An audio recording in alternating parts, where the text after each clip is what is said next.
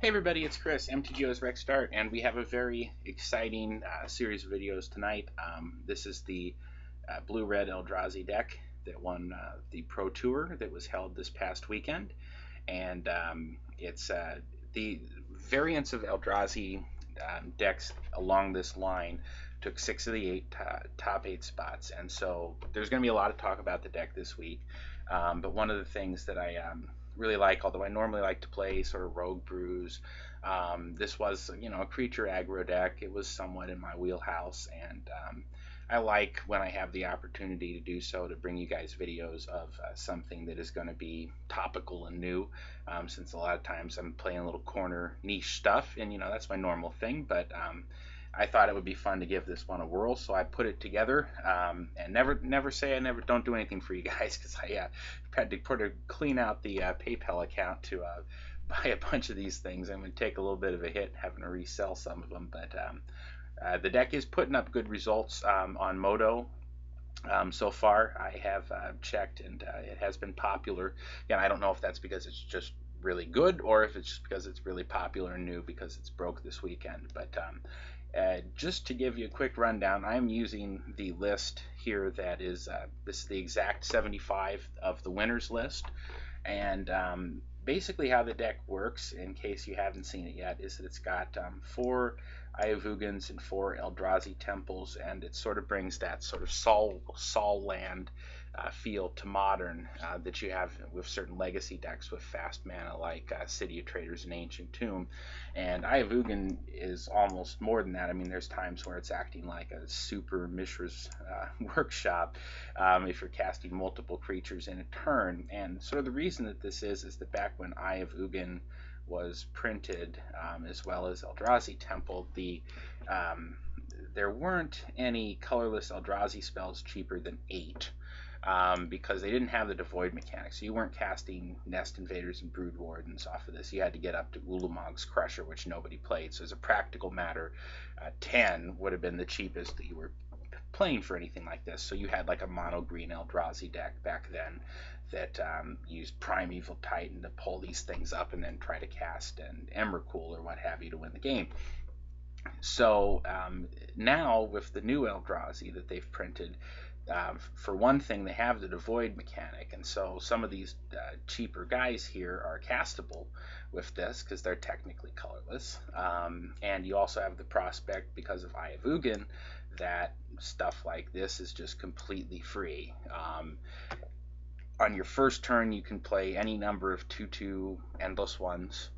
With an Ayavugan, you can drop all of your Eldrazi mimics. It really is quite something. You'll hear me say in one of the videos, it reminds me of being able to play Eternal and Dark Writ into like 3 2-power creatures in the old Suicide Black aggro days. So it very much is like that. But whereas that kind of strategy would have some weakness to board sweepers, again, you'll hear me talk in the videos a little bit about this, but it has these sort of mid-range threats here. And for, quote, mid-range threats, this card is in my collection. What are you talking about? For these sort of mid-range threats, you can get to them pretty quick. You've got, if you lead off with an Ayavugan and an Eldrazi Temple, boom, turn 2, you've got this guy. So, and this guy is just amazing in terms of the body, especially when you think about how much Lightning Bolt has defined the Modern format, that you have a deck that is an aggro deck. Again, it's playing 5/5s and 4/4s because it can. Now, it does have a tendency. My problem is that if you don't have the Ayavugan or the Eldrazi Temple, now you got 4 of each, but if you don't have one of those 2 in your hand, you can sometimes get these clunker hands that are sitting on like this 6-drop here, which again, this is a home run in the mirror and probably against opposing mid-range decks as well. But this is basically uncastable in Modern if you don't have one of these Sol lands in play. So you can get hands that just don't have one of them, and that have a bunch of 4, 5, 6 casting cost spells. There's a lot of expensive stuff in here. So obviously it has been built to have some low drops. You can have endless ones, and Eldrazi mimics the good thing about these is that this scales, and this sort of effectively scales with your later creatures. So you have some early plays that are relevant later on, but this is a lot of 3, 4, and 5 drops if you don't get one of these. So the land is very important. Spreading Seas and Blood Moon are going to be a concern. Blood Moon is going to make it impossible for you to get the colorless mana, strangely enough. So I mean, there are some issues here, and this deck doesn't really have an answer to that. So again, there are some weaknesses here. If people are looking to exploit them, I think they will be this week because the deck's going to be very popular. But if you're looking to exploit the weaknesses here, I think this deck can be reacted to. So while there is going to be a lot of concern about this is just busted crazy good, again, it's just you have to look for different forms of hate. It's not going to be the same kind of hate that you have against Affinity, which is similarly a very linear aggro deck, kind of like this is. But it's going to be different forms of hate, but there are going to be cards that are going to be good against this, and it's going to come out over the course of the week. Basically, you've got the, like I said, the mid-range guys here. This one gives you disruption, and this guy here, because first of all, 5/5 haste for 5 is fine. We've played dragons, that are basically that, but you also get the fact that the spell is countered unless it's a controller discards an additional card. And of course, you may have taken a card away from them with Thought-Knot Seer here earlier. So you have the ability to have these very resilient, difficult to deal with threats at the top end of your curve. Again, Endless One, you've got the scalability or the ability to save up and make one that's big enough to deal with what you need to deal with on the board. Or you can just, dump a bunch of them out off of an early Eye of Ugin. Now this blue-red version is playing the Vile Aggregate, so all the little Eldrazi Scions that some of the other guys make are going to pump this guy's power, and he has Trample, as you're going to see me forget later on in the video. Eldrazi Obligator, you'll see that I was boarding this out constantly. I'm sure there's a matchup where this is good, but I didn't feel good in the mirror because of all the 1/1s that are floating around. Ruination Guide is your pump guy, your lord, so to speak. He gives all your other guys +1/+0. You've got the Sky Spawner here, who makes you, and again, these by making you this mana, they can kind of help you get to these 5 and 6s. If you don't have a Temple or an Eye of Ugin, you at least still have some reasonable shot to cast a 5-drop, because you'll get this Scions off of these cheaper guys that you can cast. And then, like I said, the Drowner of Hope is sort of your haymaker at the end of the game. 5/5 is a very, very good body, and the ability to tap creatures down, I found was, I mean, you would be surprised how many games you just win because of that ability. That's the main deck. No real interaction with your opponent other than the Dismembers here. So now Dismember, I think, is going to become a very key removal spell, because again, you'll see that Lightning Bolt is bad against a lot of this deck, right? Dismember is quite good. It gets rid of all of the high-end threats here, although it's not super against Reality Smasher, for instance. Again, I think that you're going to find as this becomes popular that Lightning Bolt might actually become a little bit less popular. I don't know. It's kind of a bold prediction, but we'll see. Let's go to the sideboard here. You've got the Gemstone Caverns, and there's one in the main. It's kind of an unusual, it sort of replicates, if you have it in your opening hand, it sort of replicates the idea of you going first instead. Basically, if you're on the draw and you have this in your opener, you can exile one of the cards from your hand, and this comes into play with a luck counter so that it would tap for a mana of any color. So essentially, instead of being up a card and being on the draw, when your opponent starts, you've already got this in play and you're down a card. So it's basically sort of flips the script on play versus draw to a certain degree. You don't see this a lot, but the colorless thing isn't really a drawback here, and it kind of helps to the explosiveness. You do see it in like show and tell decks and Legacy. So same kind of principle there. We've got some Stubborn Denials, which I think are pretty solid, since you do have these guys are always going to trigger it. This guy is pretty reasonably going to trigger it in the mid game, and so will this guy with a lot of the boards that you have. So I like that as counter magic. Hurkyl's Recall, which I'm going to guess is for the, I never had to use it, but probably for Lantern control, and it's good against Affinity sometimes. Gut Shot, good against Affinity, and I think I tried it against in the mirror matches because it is going to hit the Eldrazi Mimics and the 3/1 dude here, but I probably shouldn't have been bringing it in the mirror matches in hindsight. I don't know. We'll see. I'll have to go back over the match coverage to see what the Dex pilot did. We've got a Grafdigger's Cage, couple Relics of Progenitus, and these Chalices of the Void. The alternative build of this deck is just mono colorless instead of the red and the blue, and that actually plays 4 main deck Chalices and 4 Simian Spirit Guides, so you have a chance to get a turn 1 Chalice for 1 on the play. This is obviously pretty good against decks that, either a combo-ish deck or something that's just going to have a ton of 1-drops, so you'll see me use it basically to stop an Infect deck tonight. So anyways, that's the deck. It was a blast to play, and you're going to be reading a lot about it, I'm sure, this week, but I hope that I contribute to some of the fun you're going to have learning about this. It's just rare that you see what is basically a block deck with slightly better mana just ported directly into a format that's 12 years old.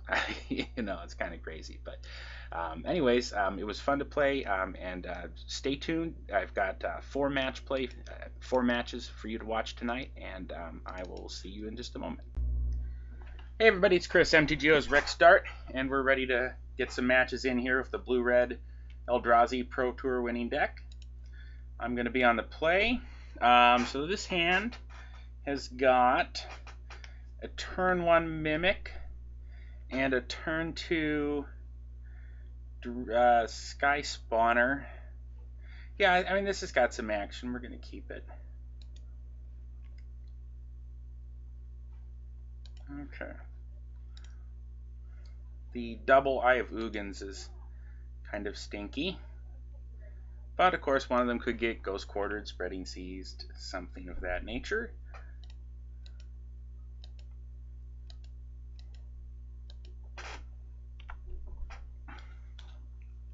Alright, so we're in a mirror. Not at all surprised by that, mind you. Alright. So I'm gonna go ahead and attack with that, and then oh shoot, I should have played. No, it doesn't matter. Okay.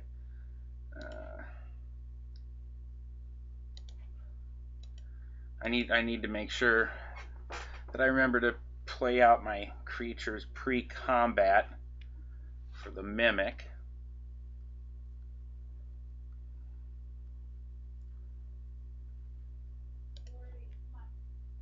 I guess we'll see how big a deal it is to be on the play in this matchup.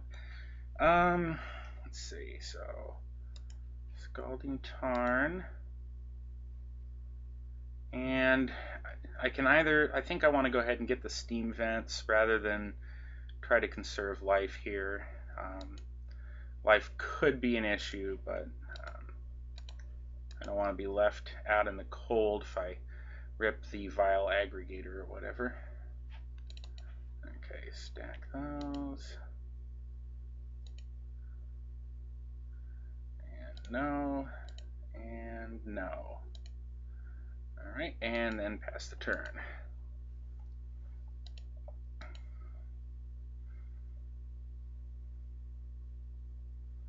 Alright, we've got Iugin over there.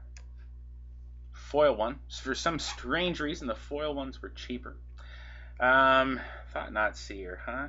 Alright, now do I want to dismember this with that on the stack? Probably. Oh, but I can't because that don't make mana. So he's going to get to take my dismember. Oh, wait, here we go. I can pop this for the dismember mana. Okay. Alright, so pop that and dismember.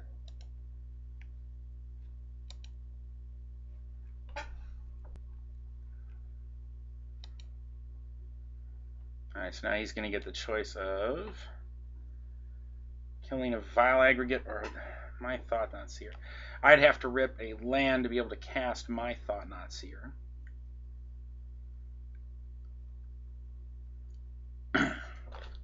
And I have put a lot of life into this early here. I will be able to play a Vile Aggregate, that's true. So he's trying to decide what to kill. This is kind of the late game haymaker, which I understand is kind of good in the mirror. From the recaps I was reading, I didn't really get to watch any of the Pro Tour this weekend, but I did read several recaps to get some idea how this deck was playing. There were a ton of mirrors described. It did make 6 out of the top 8, and if you look at the list of high finishing decks, it's a enormous percentage of them is this and a smattering of affinity decks. Which this is Affinity is the deck that this most reminds me of, and in fact one of the reasons, and he took the Thought-Knot Seer. One of the reasons I didn't really see this deck coming was, the idea of getting a bunch of sort of Mem Knights here. I didn't realize that having that mid-game plan would make it so much different, and as an aggro deck. But it really does. It has more disruption and a sort of a better top end than Affinity, and a little less subject to some hate. So I can just run out the Vile Aggregate here, and I get an extra point here off of that, I guess, actually. So I guess so. See, that's at 6, so I'm away from that. So go red, Vile Aggregate, and yes, and swing, swing.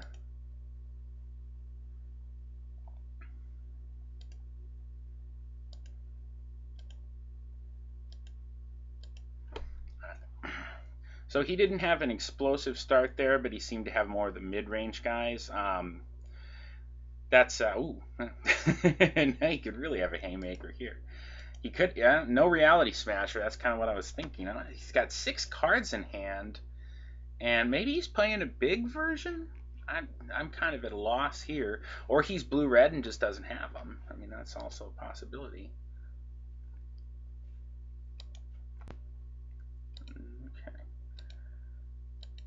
He could be. I was thinking putting him on just the regular plan, but another Scalding Tarn. So I've got 1, 2, 3, 4, 5 effectively. So still not quite there. He could be sitting on a lot of removal, but I would think, I don't know. Yeah. Okay. So he was sitting on a Dismember there. Okay. All right. Yeah. So still not entirely sure, because it seems like if he was the straight colorless version, now he has to be the straight colorless version. So he's either just much higher end threats. I don't know. Okay, I only have the 2 steam vents, so I don't need to crack that. End of turn. Eldrazi Obligator. Alright. Huh.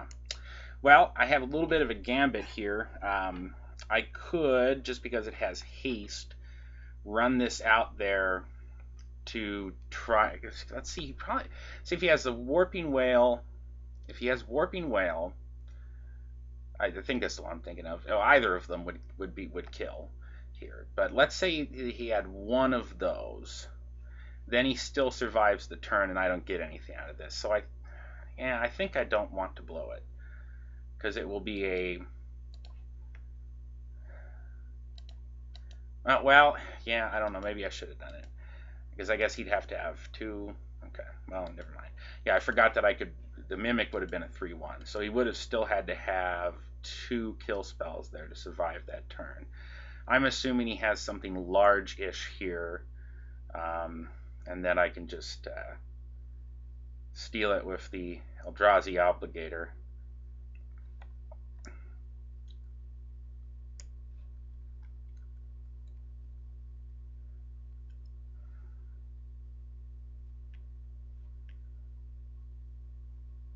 Okay, he's got a Drowner of Hope.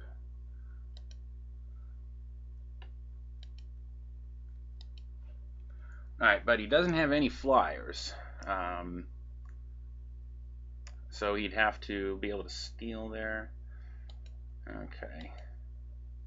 Oh, there's a Thought-Knot Seer. Well, shoot, yeah.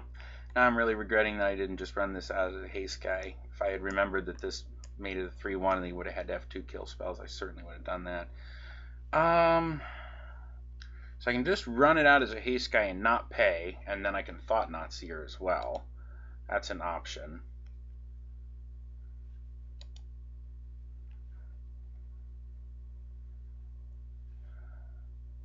Just can't block, but I mean, there's no point. Let's see, if I attack with that, he blocks there, blocks that there.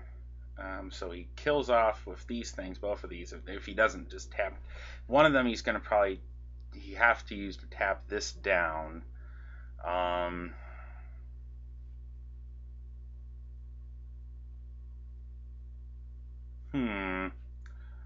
I think I need to just run out the Thought-Knot Seer. Oh, wait, I can't. Hang on. I don't have any freaking colorless mana. Shucks. Well, okay, I can steal the 5/5. I think I still have enough if I do that. Well, he's going to have to tap some stuff down. Oh, for Pete's sake. Sorry, guys. Alright, red. Alright, I can't actually use the guy's ability here because I don't have colorless. I keep forgetting this is the eye and not the temple. So, I'm not going to be able to take anything.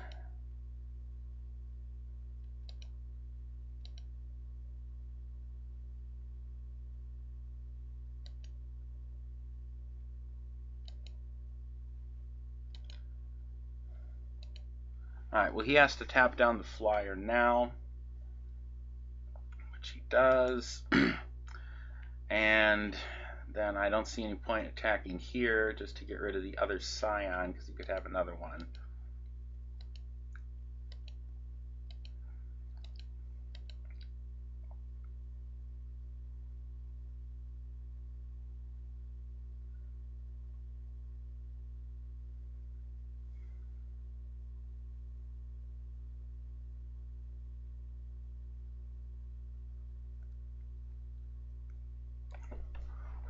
Well, I certainly, by putting him down to 1, limited his options here, but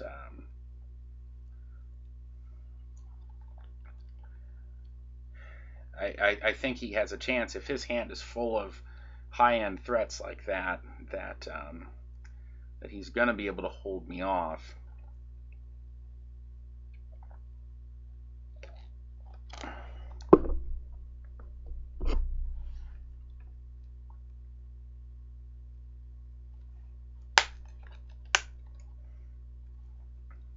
Alright. So he's going to attack with the 5/5. I'm not going to block here. Let's see what he has post-combat.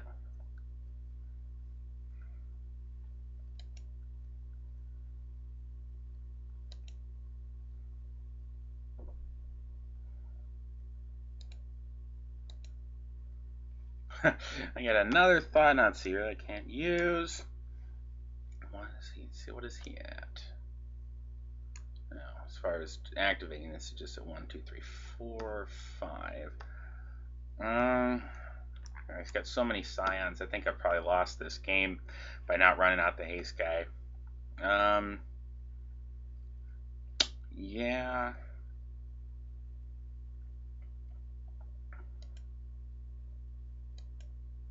Let's see if he... Okay, he's not going to make a move, so he gives me the opportunity here, but I don't see what I could...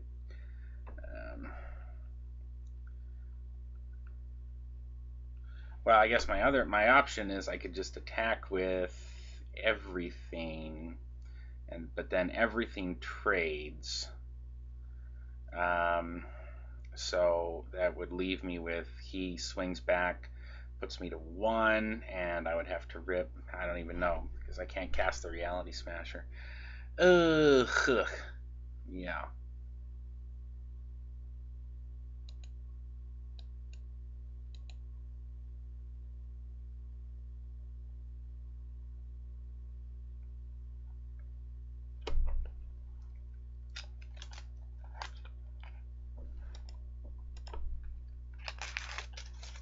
Well, the good news here is that you're getting to see both incarnations of the deck.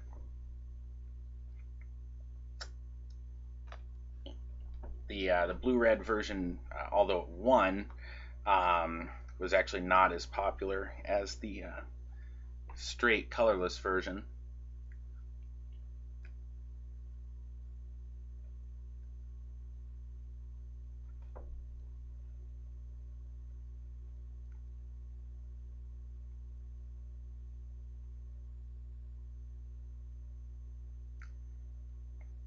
The straight colorless version is slightly more expensive to play.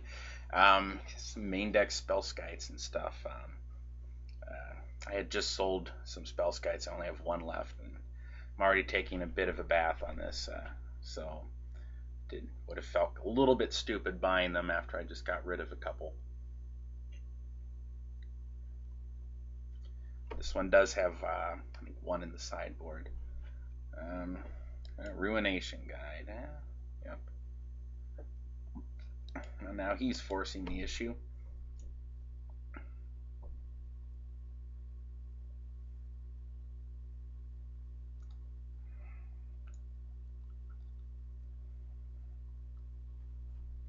Well, if I can kill both of those things and survive the turn, but I don't think I can. Yeah, I can't. I mean, because I have to chump that. This is the only thing that can block this. So that doesn't leave me the option, sadly, of doing that. So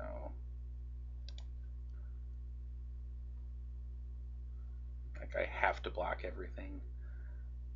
Okay. Well, I don't have to block that.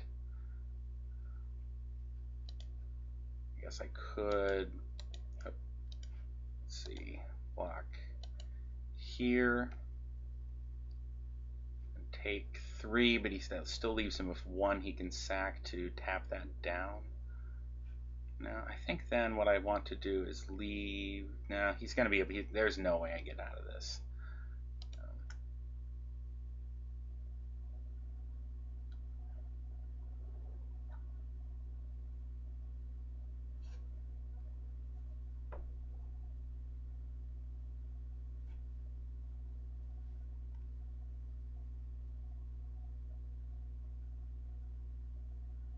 I think he could have actually just. Could he have just won there?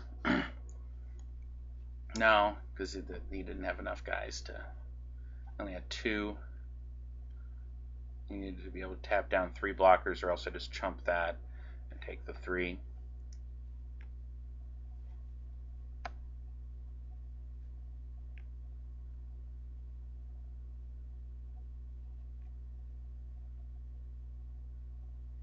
So yeah, you might be seeing all mirror matches of this, or this in Affinity, because that seems to be what people have been playing all weekend in the dailies.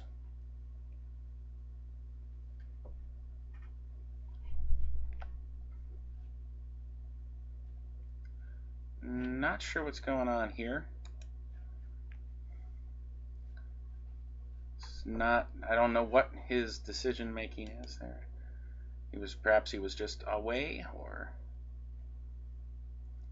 anyway. So my win is he forgets to to tap the thing down. All right.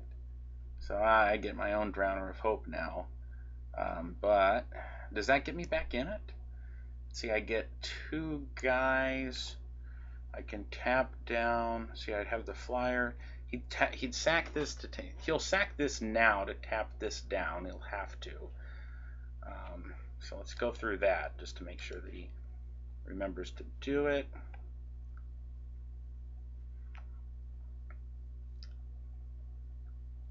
Okay, he does. Alright. Then I get an Eldrazi Temple, and let's see. So I have to sack 1 to tap that down, and then I would have to chump 2, maybe. Let's see. 1, 2, 3, 4 for this.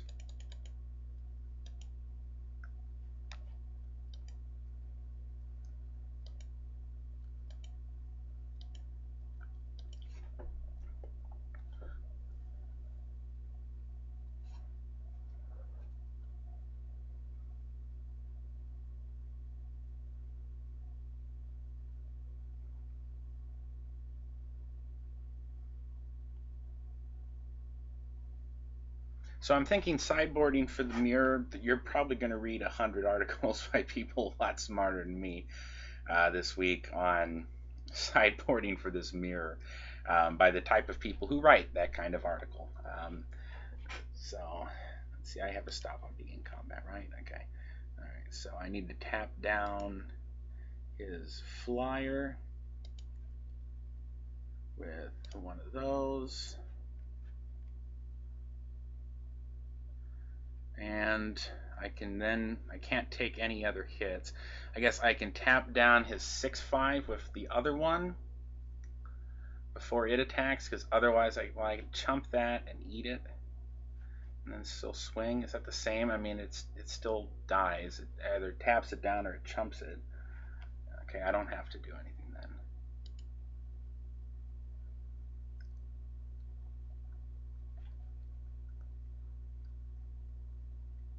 Alright.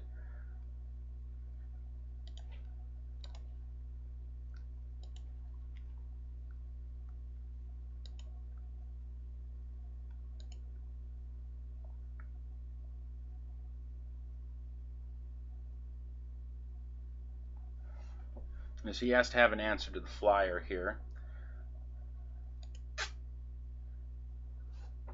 File aggregate, not the answer. Reality Smasher. Oh! Is that enough to get me there, or do I just thought not here?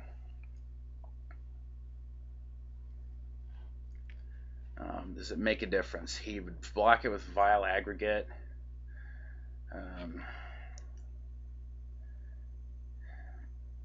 Yeah, I don't think it makes a difference. I mean, I could play the Thought Not Seer. Sorry, guys, trying to work through this line here. If he has to have a removal spell for the flyer, or he loses. So let's say that he has that. Then he wouldn't, I guess, be able to do anything to the Reality Smasher. But it wouldn't make a lot of sense for me to attack with it. Well, see, I'm at 1, so I'm dying if he doesn't have that. If I attack with it, he just blocks with Vile Aggregate anyways. So no, I just play the Thought Not Seer here. Okay, let's play the Thought Not Seer for...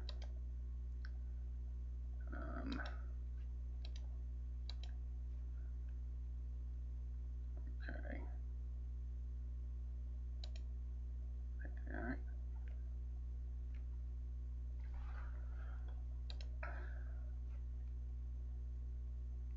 Okay, he's just got 2 lands. Does he have something else I'm not seeing here? He has to sacrifice an Eldrazi Scion to tap the creature, so I should be able to kill him with the flyer. Okay. Alright, he doesn't have any other flyers here. Okay. Alright, well, we got there. I feel like these things are bad here. I mean, theoretically, I could steal something big and hit him with it, but he's got so many 1/1s that it just seems bad as like just a straight aggro creature.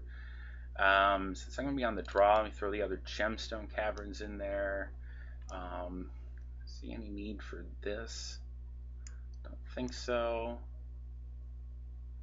Relic, I don't think so. Chalice of the Void. I think I want the gut shots. People were playing that a lot in the mirror, and also against Affinity. But I think I want that again because of all the X1s. So I think taking out my own X1s and throwing in the gut shots is correct. And then Stubborn Denial. I'm not sure. I don't really have any huge Haymaker non-creature spells that I would be bringing in, so I'm going to assume he probably doesn't either, but I'm going to go with that.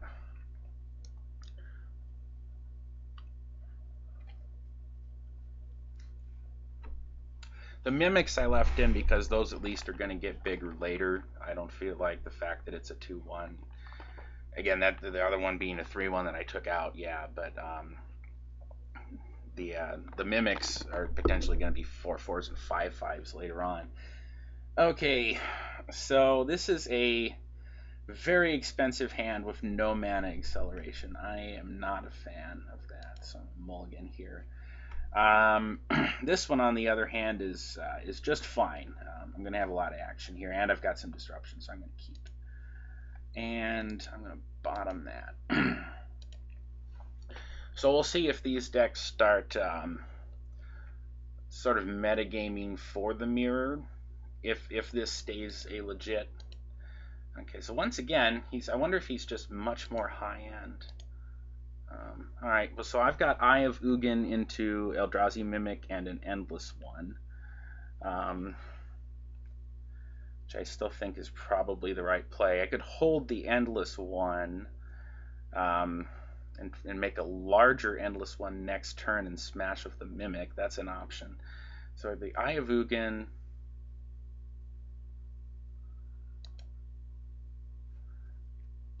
and the Mimic... So you made 2/2 Endless one here, and then next turn swing for 4. Or I can play the Endless one on the next turn for 4, and make it a 4/4 and swing for 4 there also. I think that's better because otherwise I don't have a play. So we're gonna wait and do that. Of course, he could have a Thought-Knot Seer here, but I have to figure he's taking, like, Reality Smasher, if that's what he's got. He's not taking the Endless one. Okay, he does have the Thought-Knot Seer. Okay. I don't know, he may.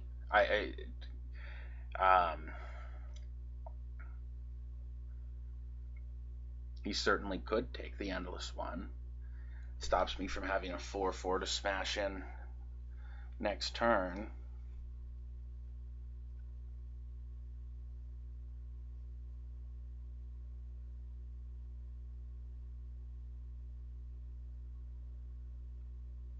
Okay, yeah, he does take it. So, all right. Hey, well, that's a rip, folks. That's a rip. I got to give it to you there. All right, so my play here is Steam Vents, Untapped, and Dismember, or Eldrazi Temple and Dismember. We'll play that. I might rip a land and not end up needing to take the extra damage. So I think we'll Eldrazi Temple and Dismember here. Okay, colorless. I'll Dismember this.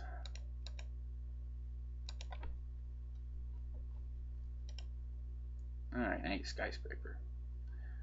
Okay. Alright. Mimic in. Alright. So if he has any more high end, he could have his own Reality Smasher here, would be nice. He's just definitely... I would feel a little bit shaky about having...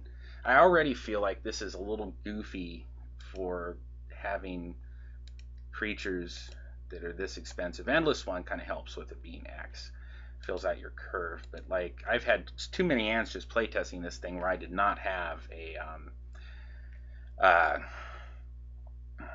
where I didn't have the accelerants to bust out the expensive guys, so I've had to mulligan.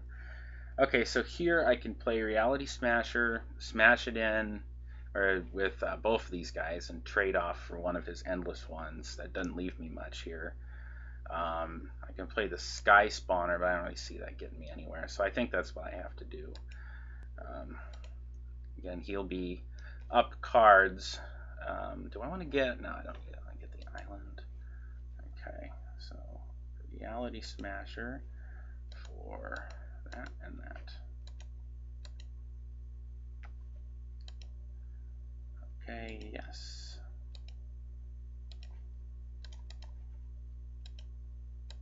All right, and I assume he'll trade off for the actual one. Yeah.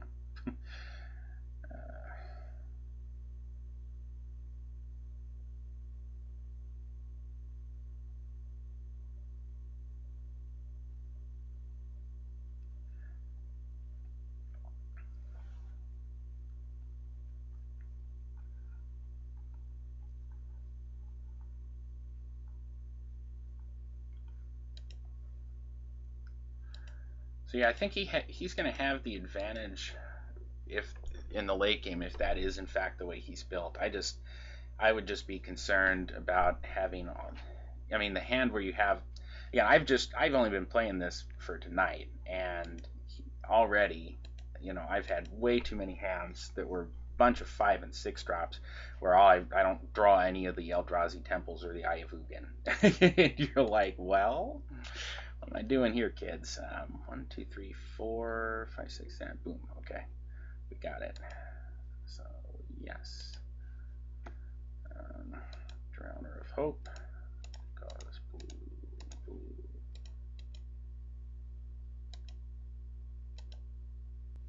Okay. All right.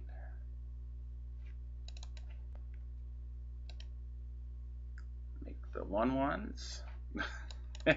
No, I do not want my Eldrazi Mimic to be a 1/1. So I want the 3rd trigger to go. Okay, no. Oh, that's helpful. It shows you in the text box. No. Do I want it to be 5/5? Why, yes. Yes, I think I do, sir. Okay, and we're going to tap that down with the Scion. And crash.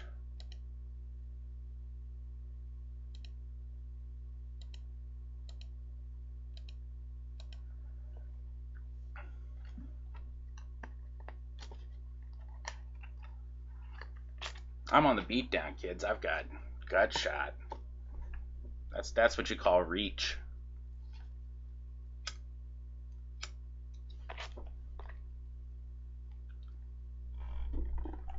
Gut shot to the face. Well, then it would be a face shot.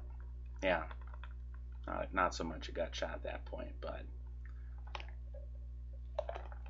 yeah, flavor-wise, I don't think gut shot should be able to hit players. It doesn't make sense.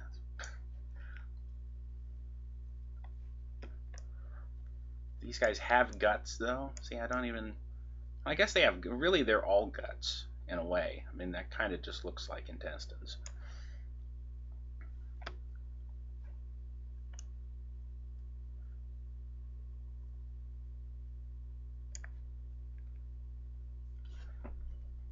So we're waiting on my opponent here to decide his line of play. So I think obviously if he has his own Drowner of Hope, or I mean that would be probably optimal.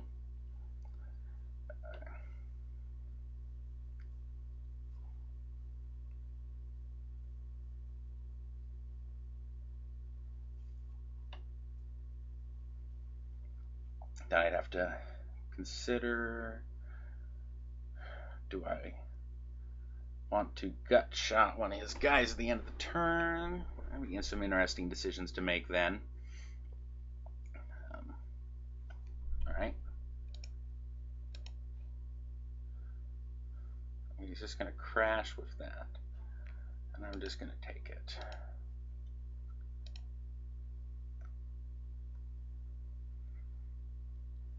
Ancient Ziggurat, huh? Huh. Okay.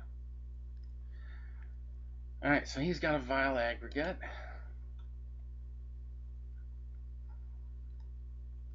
And what do we have? A Sky Spawner.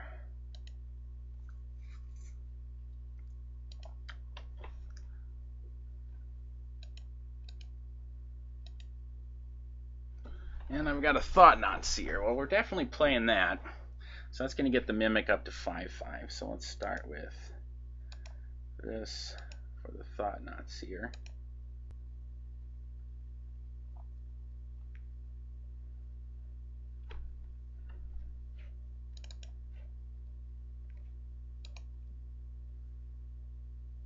Alright, Mutagenic Growth and another Endless one. Well, I think we definitely want to get that Mutagenic Growth out of his hand, and then we'll grow our Mimic. Okay. Alright, so do I have any way to win this turn? He can chump something with that Scion. So I need, if I tap down, I can kill the Sky Spawner with Gut Shot, and then I can tap down Vile Aggregate, but that only leaves me with getting through what, 4? Now if I Gut Shot the Scion, this wouldn't kill the Mimic if it blocks it, but that seems, I'm running out of time here, but I have to kind of think through this whole line. So I need to swing with, so what can I tap down?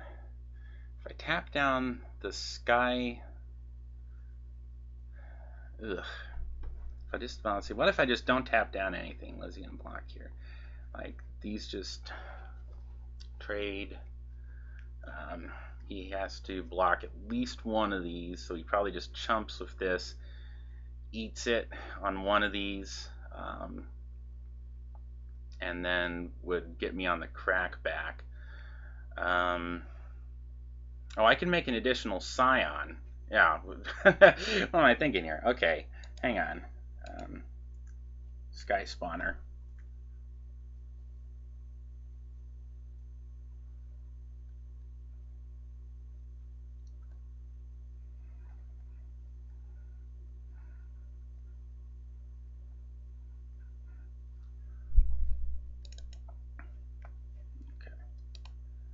Alright, so we make the, okay.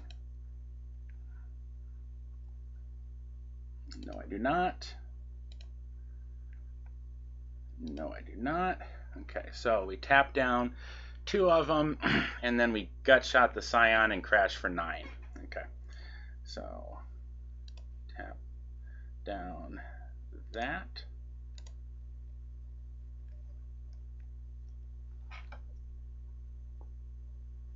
Okay, and tap down that, and Gut Shot there.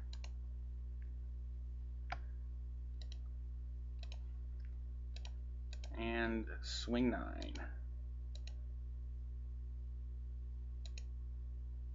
Boom! Alright, so good start with that deck. Hopefully we'll get a little faster as we keep playing with it a bit. So join me here for another match in just a moment.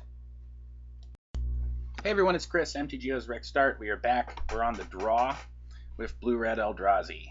So on the draw, this is less exciting and explosive. I've been playing this like it was like it was an ancient tomb kind of deck in Legacy, where I've been mulling rather aggressively for the somewhat explosive draws.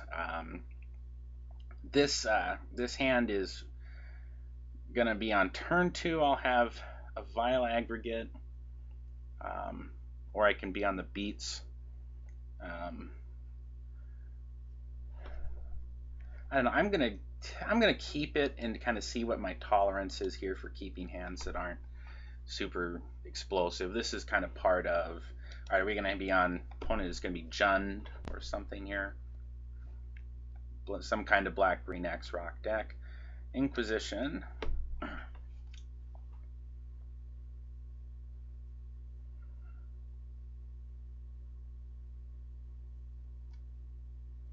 He's probably sitting there thinking, come on, another one of these Blue-Red Eldrazi decks?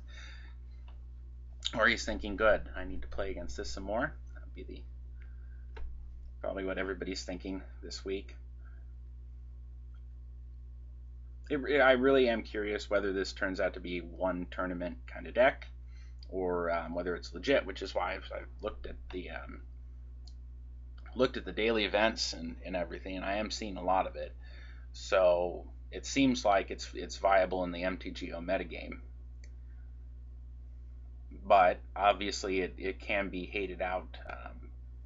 And he took the haste guy. But yeah, it can be hated out to some degree. I mean, I think a lot of it is pretty vulnerable to sweeper effects, but the thing is that its top end is dodges them. So I'm not sure exactly what. Because like there are hands where you're like, oh, geez, Pyroclasm just wrecks this, right? But let's see. Let's run that. But there are also hands where Pyroclasm would do like nothing. Neither would Fire Spout. So, Plague Stinger. Alright.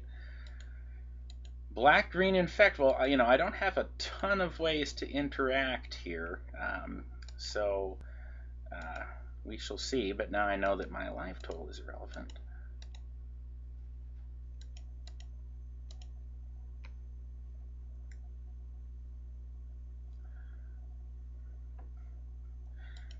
Yeah, see, I wonder if this could be, or if a reaction to this deck could be to try to do, because it doesn't really interact a lot, other than on the battlefield. It's similar to Affinity in that way.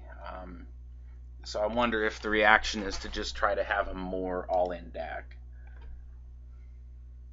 I mean, this is an example of the kind of deck that would have been difficult, or it would have had to be built quite differently. I won't say impossible, if something like Splinter Twin was still in the format.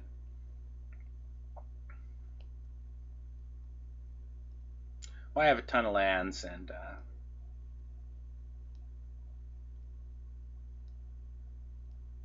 Phyrexian Crusader. Okay, interesting. So like black-green mid-range Infect here. I kind of just assumed it was going to be the all-in, combo of some sort. Well, he has protection from red, so wait, it's devoid. It's devoid. So that's first strike, however, and protection from red in Infect, which is the difficult part here. The 4/4 Endless one would still trade with it. So let's play this. So, but yeah, 2/5 will do nothing to it because it would just become a 0/3 after first strike and not damage it. So, let's see, color this. Let's color this. Actually, I'll wait and make it a 5/5 next turn, and maybe red. No, I don't know. It doesn't matter. Okay.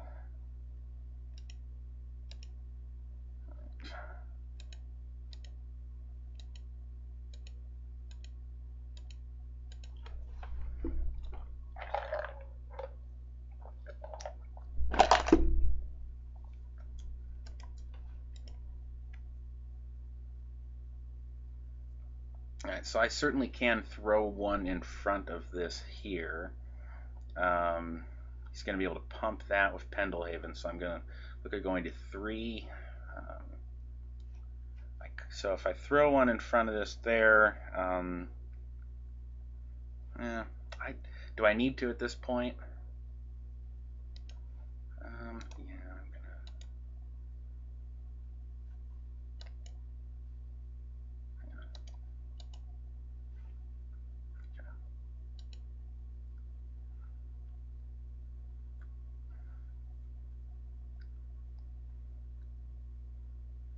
gonna. He's going to Abrupt Decay. Okay.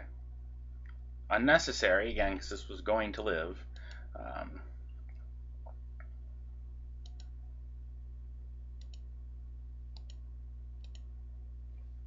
Dismember.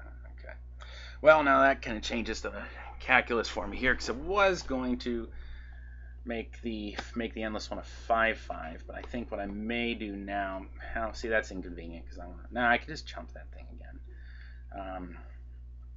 We'll go ahead and make the endless one we're gonna make the endless one a 4/4 and keep one up for dismember, I think. So colorless, blue, endless one.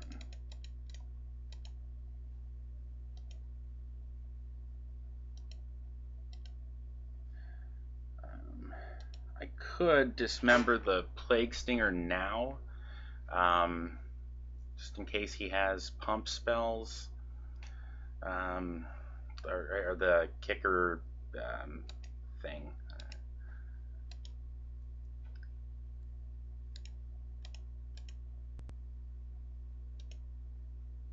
The kicker shroud thing, you know what I'm talking about. Let's see.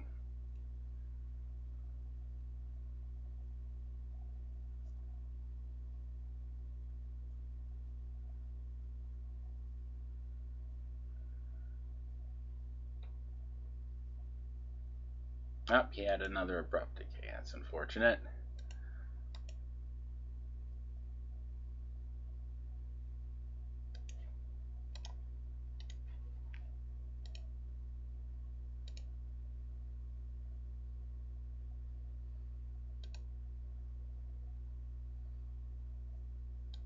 And another Plague Stinger.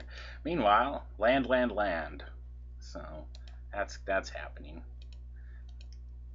Should I attack for -3? No, I don't think I will. So we're probably going to game 2 down here. Not exactly a matchup I was expecting to see here.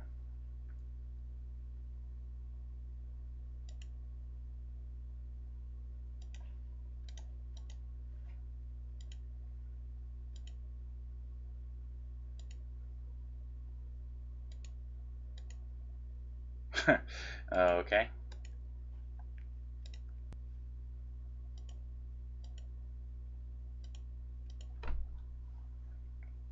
Well, so it turns out drawing the endless flood of lands, not so much here. And that's game. Okay. So, black-green Infect, huh? Interesting. Alright, well, the gut shots actually be pretty good. I'm feeling like Chalice could be good. Chalice for 1 could be good. Granted, that's turning off my own gut shots there. Because he has abrupt decay. But I have to think he has to have like mutagenic growth and all that stuff, right? Almost certainly.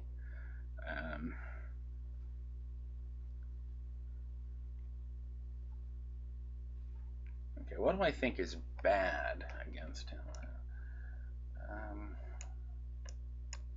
See, I need more interaction there with him. That's for sure. The question, I'm gonna have to cut some creatures here because I can't really cut anything.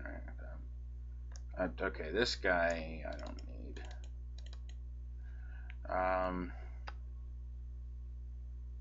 So I've got Stubborn Denial. Oh, I can cut a Gemstone Caverns when I play.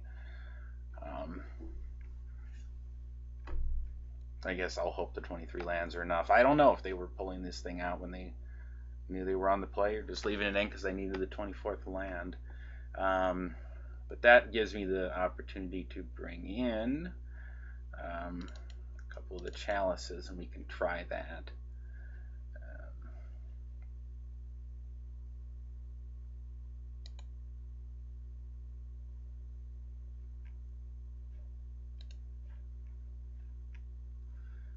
Alright, so what have I got here?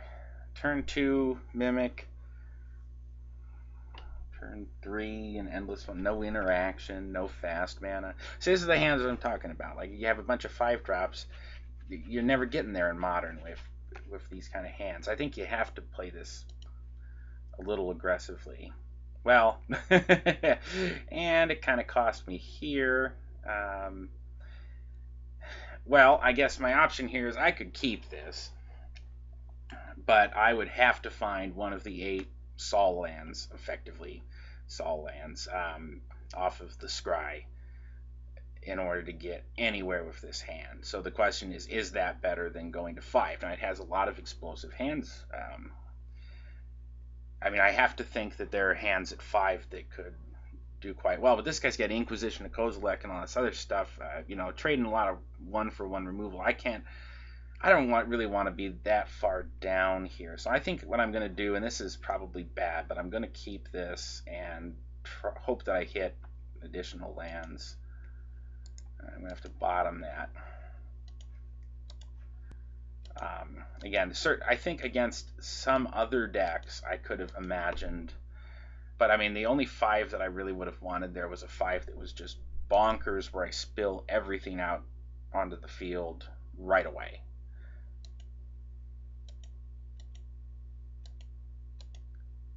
Alright, well, I hit a land, but it's sadly not a fast land, so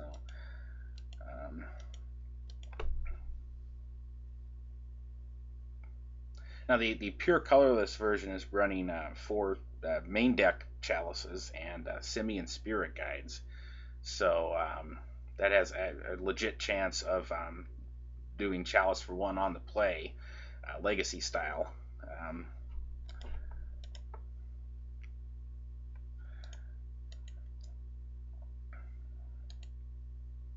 I will say the advantage I have here is I do have guys that will make multiple blockers if I can get...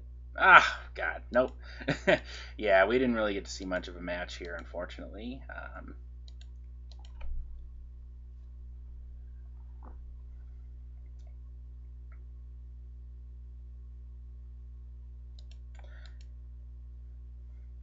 Yeah, no, and obviously it would have worked out if we're in results-oriented thinking here for me to have gone to 5. I just was concerned that the deck that was showing me the Inquisitions of Kozilek and everything, if I didn't have the kind of hand where I could just dump everything out on the play, that it wasn't going to be enough.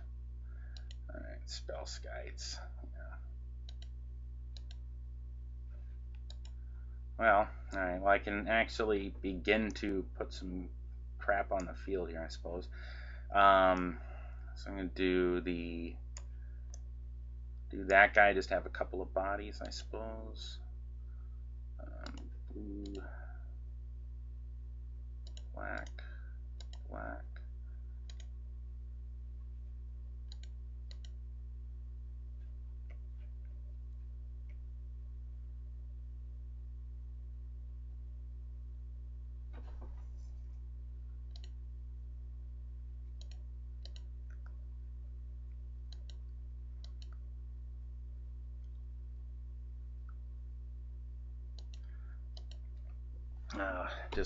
I guess I gotta hope he doesn't have a rank or...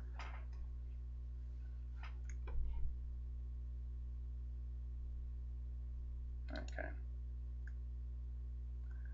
Again, that's fine. I mean, certainly I have these token guys that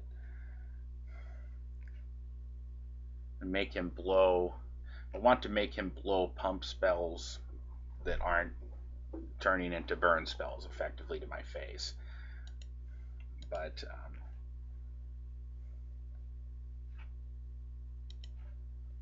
so my option here is I could block one of them, or I could not do that, and then next turn, if I ripped, I mean, I would have to rip an Eldrazi, Templar, and Ayavugan to be able to play this off of sacking the Scion. This, I don't probably in too defensive a mode to do this. I don't know. I don't see I'm gonna let him go because he can. If he has pump spells, he can load up the one that I didn't block anyways. I want to give myself the shot of getting the Drowner into play. All right, so he's gonna IOK. You take one of the aggregates or the Ruination Guide.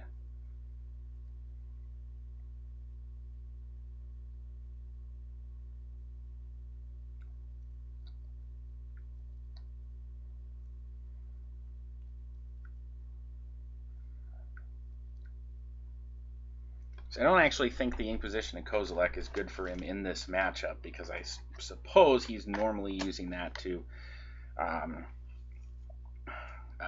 mean, either he would be using it against another faster all-in combo deck like Goryo's Vengeance, or he would be using it just to snag opposing removal spells ahead of when he would try to go all in and maybe dump a bunch of pump spells onto one of his dudes. Make sure the way was clear for a rank or something like that. Yeah, my removal spells, I only have the gut shots and the dismembers, so it's not as heavy as some of the green-black rock decks that he would be playing against, whether that's Jund, Abzan, Coco, whatever. I guess the Coco version doesn't have it, but the Abzan version of Jund. Junk, as we used to call it. Chalice of the Void. Huh? Well,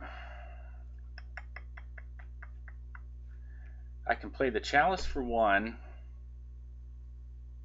That'll stop most of his pump spells that he could conceivably play, and that might buy me some time.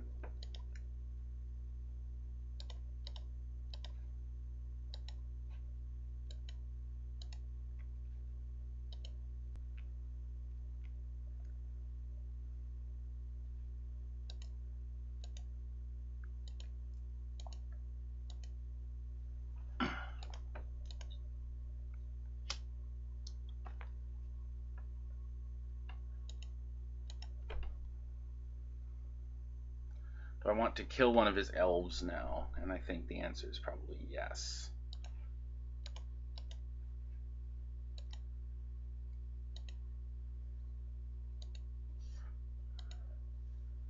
Okay, yeah, because now I can play a Vile Aggregate and hold off the other one. I'm going to have to get a red.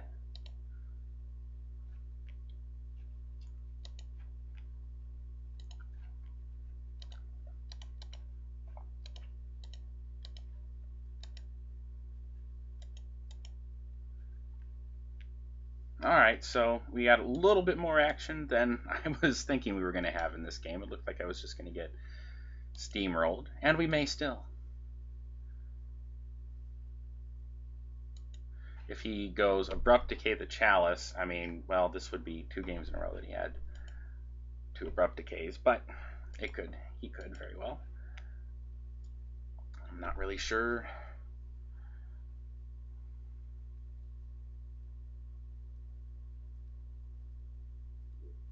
But again, I should figure that I have his pump spells turned off effectively with the Chalice.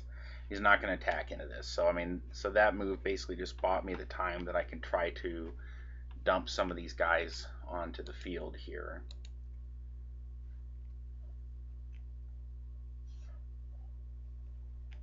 I think I want another Vile Aggregate.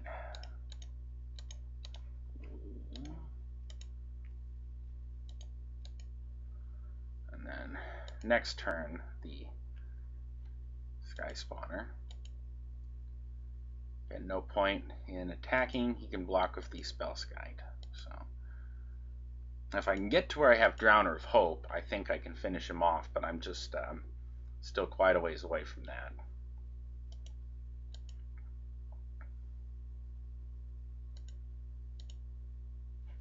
Yep, Cavern of Souls. I'll play that. You mean Eldrazi? So now I'm at 4. So I think I play the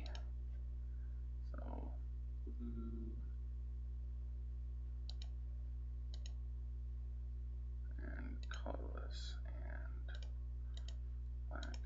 I'll play that.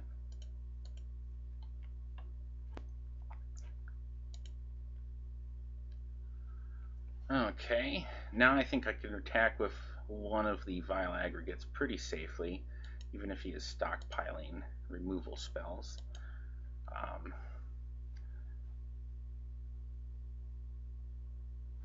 Arguably, I could probably attack with both of them. He could blow me out that way. I'm definitely winning this game if nothing substantial changes here, so Okay. Just poke in for the 4.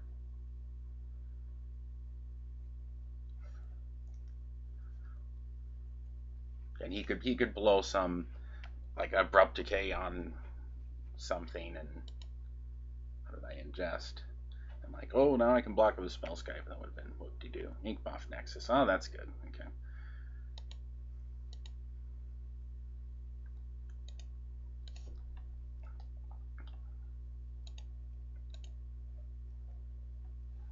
Alright, not really doing anything here, so dismember. Alright, well, I still can't cast either of those, so I guess I'm going to cast the Mimic.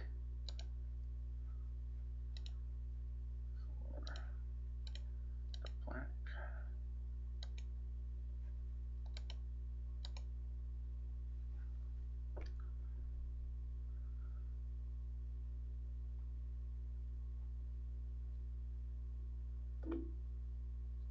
So I can't. Okay. Now I feel pretty safe attacking with both of these.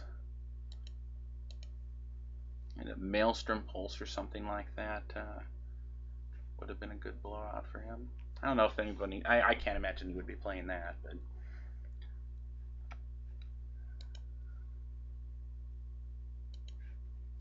Alright. Some probably irrelevant ingests.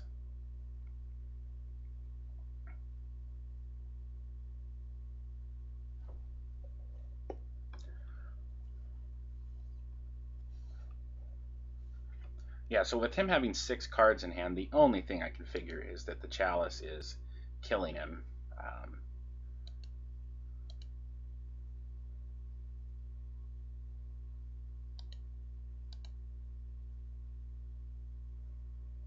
Alright, so he's scooped. We're going to sideboarding. Well, clearly Chalice was awesome, so we're bringing the other one in.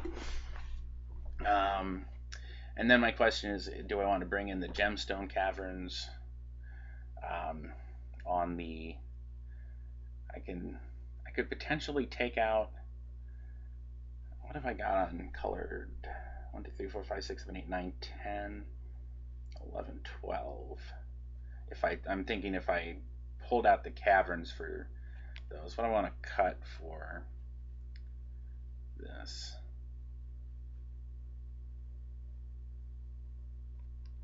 I want to cut a Ruination Guide.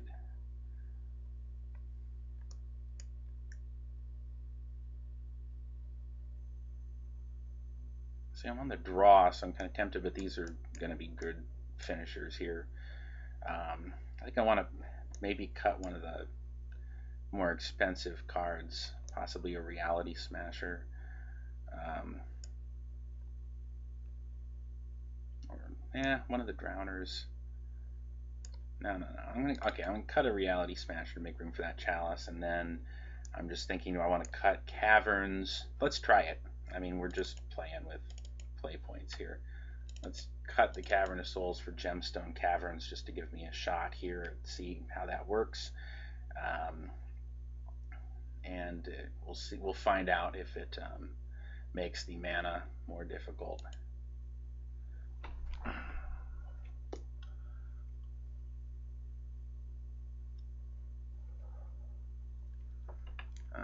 All right, Eldrazi Temple, Eye of Ugin. So the only problem this has is I'm going to have to get some colored lands because I can't really play that out. I'll have an early Mimic. I've got Dismember, though. I'm going to keep it because it can interact with him. Dismember and the Gut Shot. And he's going to play an Elf. And another Dismember. Alright, so I'm going to play the Eye of Ugin and a Mimic. I'm going to go for a Gut Shot on the Elf.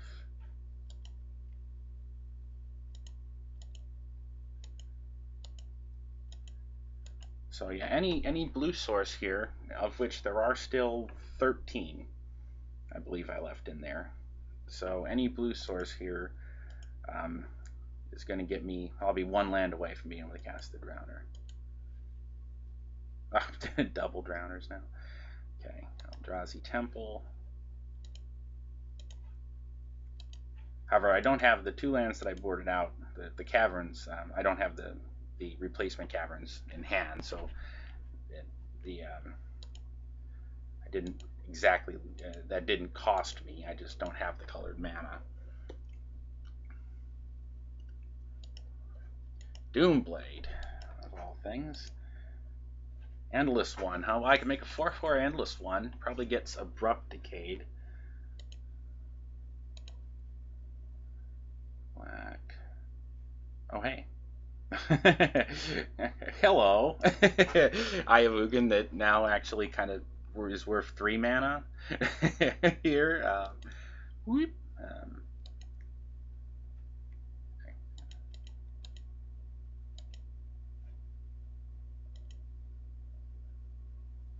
This is now Mishra's Workshop when your opponent has an Urborg in play.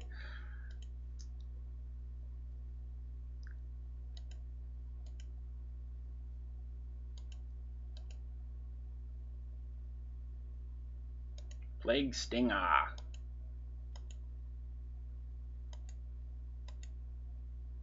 Okay, we're gonna just go ahead and dismember the Plague Stinger.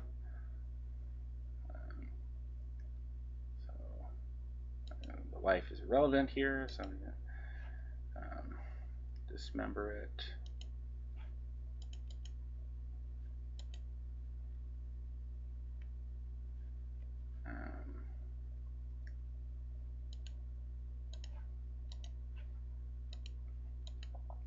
Yeah, I hadn't ever thought about that. Urborg in this is pretty bonkers.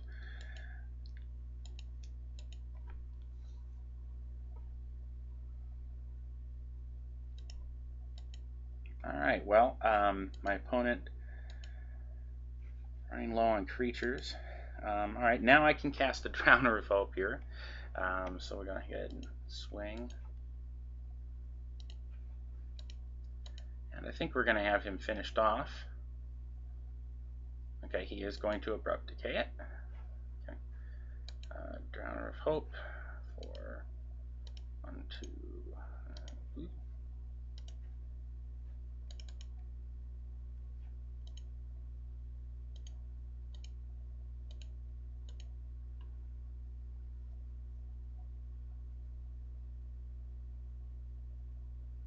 Yeah, this is not a card that I gave any consideration to being playable in any Eternal format, but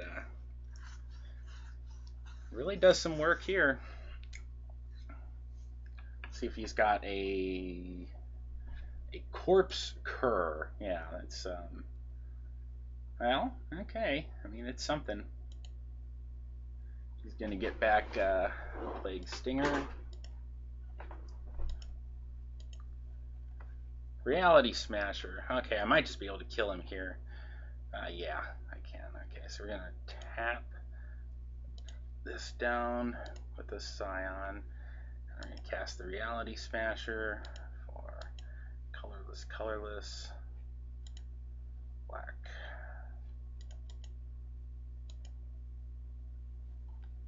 And we've got Xaxes.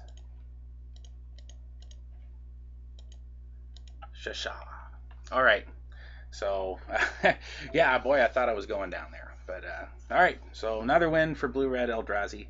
Join me again for another match in just a moment.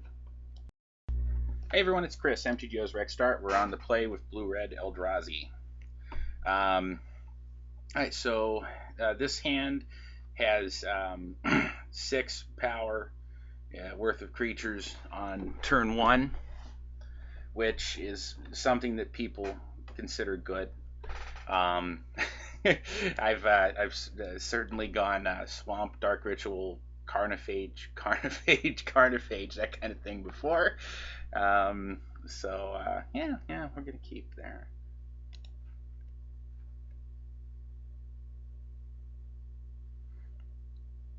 Oh, and we're in a mirror because my opponent's got a Gemstone Caverns.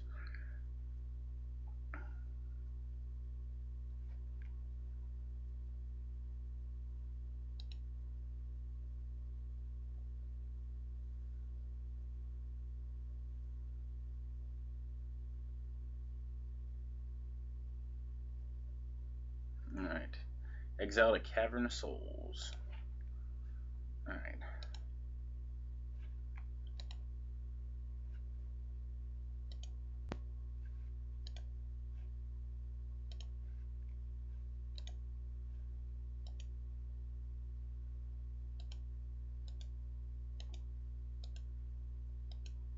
Alright, so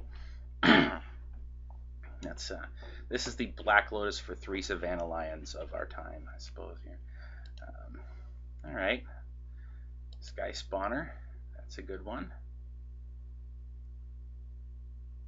Let's see if he has any freebies. Hope he's going to sack the Scion and do an endless one for 3. Kind of trumps me there. Eldrazi Temple gets me to 4 for a Thought Knot. So I guess that's what we're going to do. And then we'll have the Reality Smasher next turn. I believe I will take your Thought Knot Seer, sir. So I can consider just swinging with all of these to just... I'm clearly the beatdown at this point. So he could block one of them, trade with one, I only get 2 in, but that takes that off the board. Is that worth doing here? It's only, I mean, I'm throwing away one of these guys to push 2 damage through and take his Sky Spawner off the board.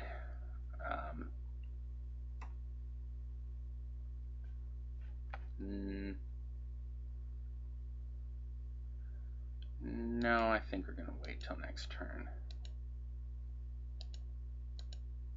This is me with those 3 Carnophages facing my opponent who has Wild Nakano. You're like, what? No. Alright. Did he rip something good off the top? Sadly, I fear that he did. Yes, he did. I was hoping for him to draw a blank there. Unfortunately, he just drew a... He's just able to keep his creatures relevant. There's the Thought Knots here. So I can play the Mimic this turn. Now, I want to just play the Reality Smasher. And let's see, if I play the Reality Smasher, he could double block. Then he's not going to be trading these off. If he double blocks, I'll take the 4/4 off the board, and I'm feeling pretty good about that. Right, so Steam Vents, yes. And Reality Smasher.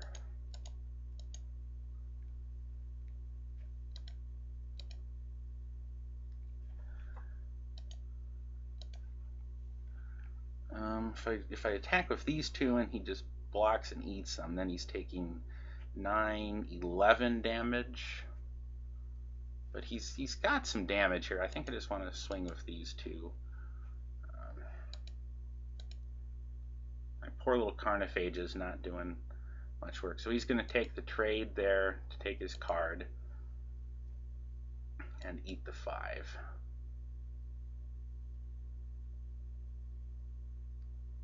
Oh shoot, I forgot to cast the Mimic. Okay.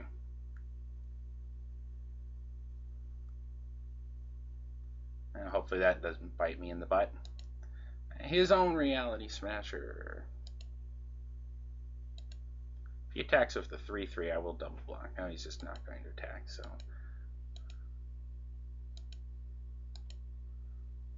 Okay, well, I guess it wouldn't have really mattered. It wasn't doing anything in this turn.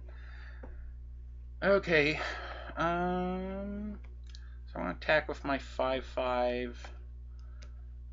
If he trades there, I'm still pretty good here. Let's do that.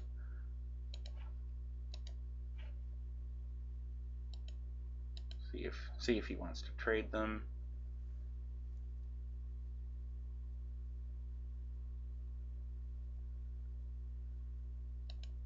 He does.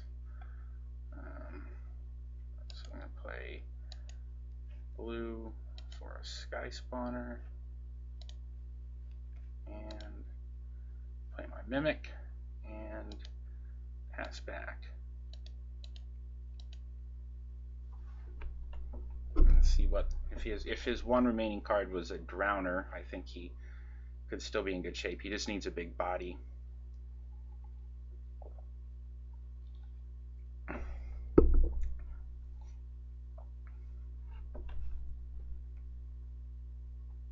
Oh, okay, yeah, that's an obligator. So he's going to steal my flyer.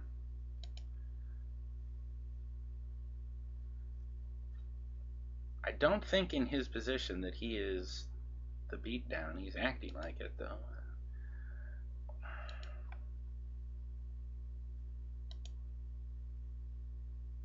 Okay, so he's just going to swing with the flyers. No, he's going to swing with the 1/1. Well, I think I'm going to trade the Scion for the 1/1. So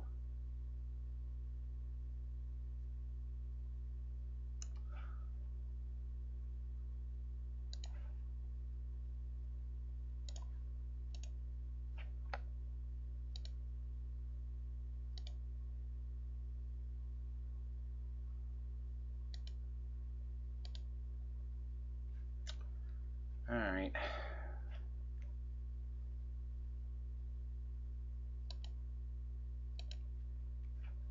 Well, if he is sandbagging a Reality Smasher, I think I'm going to keep Mimic back. I don't want him to eat that because that could easily be the difference here. But I think I want to go ahead and, if I swing in here, he'll eat one of these. He'll take 6 and go to 9.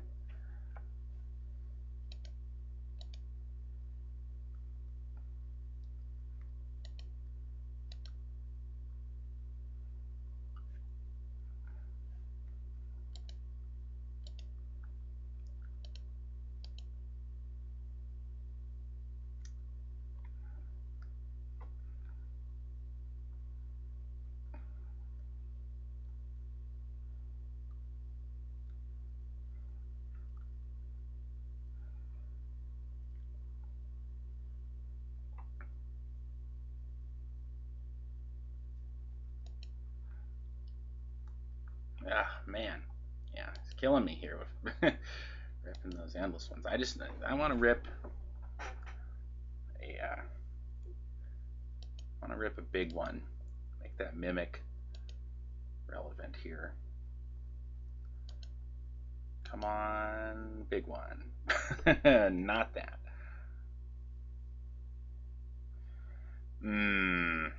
Well, yeah, things have gone sour quickly here.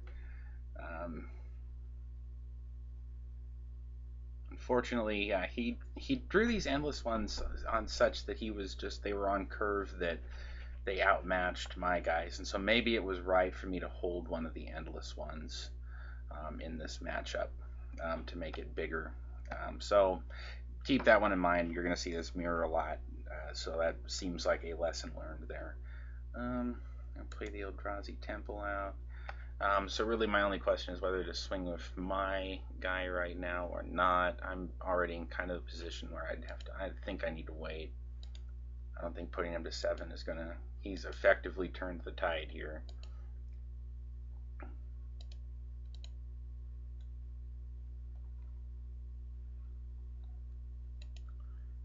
And sadly I've just not drawn particularly live here when I needed to keep the pressure up. Alright, so my option now is whether I want to trade flyers with him.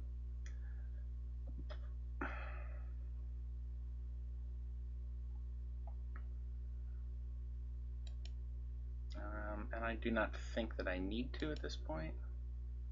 Of course, then if that's the case, I should have just freaking attacked him. I don't know. There's a Drowner. All right, that's gonna turn things around. Do I have enough? 1, 2, 3, 4. So it's 5, 6, 7, 8, 9, 10, 11. Yeah, I have enough. Okay. 1, 2, 4. Blue. Play a Drowner.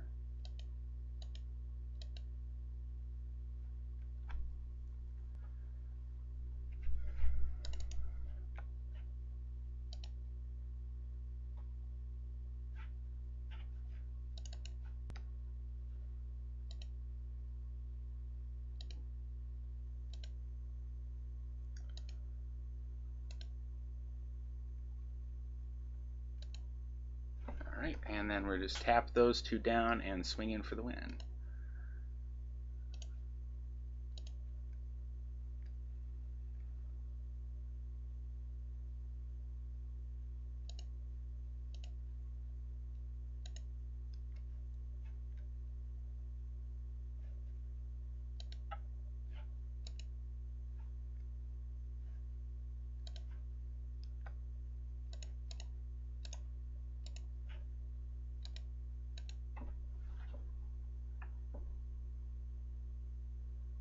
Actually, I should have held one of those back if he is going to kill one. So he's going to dismember the big one, go to 7 and take 6. And that puts me at chumping and going to 1. Or not chumping, but I would eat one of his, but yes.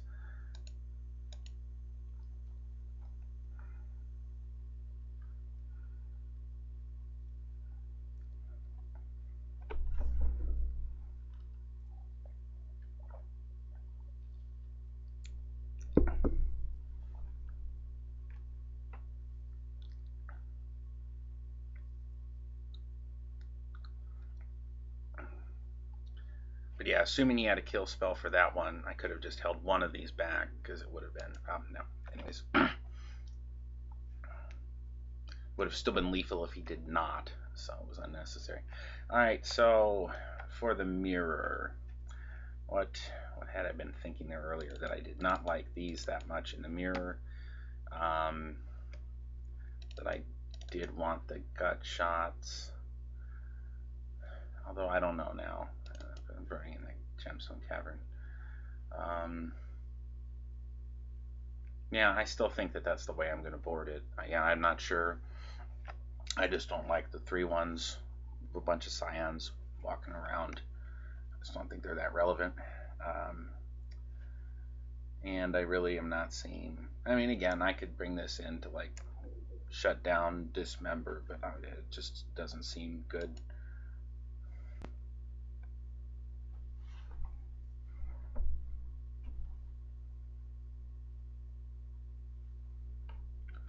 Alright, well, I'm going to have the gemstone caverns. So I'm going to have like a turn 1 vile aggregate. Is that even really that good? So I'll have the eye and the caverns to cast a vile aggregate, and then I will have a ways off until I get to Drowner. Assuming here too, I'm going to have to exile the other cavern with that.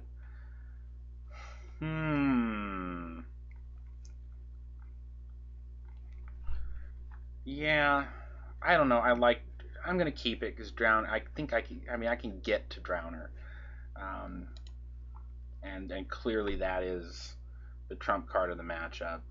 And my opponent is mulliganing to Oblivion.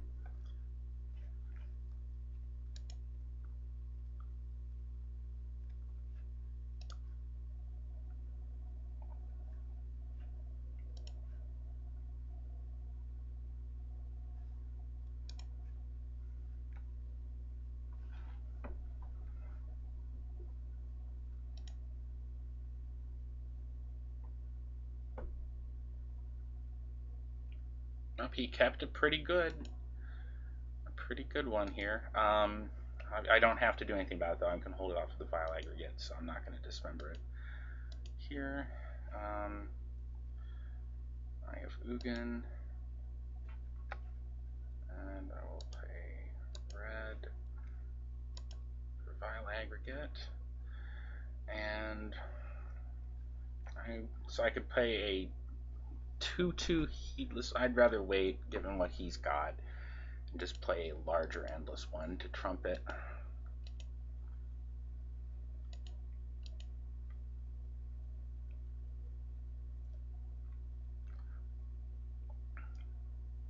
Well, now if this is Thought-Knot's here, it is. I think he's back in this game. He's clearly back in this game. Yikes. Yeah. I mean, as far as Fours go. You can't argue with that.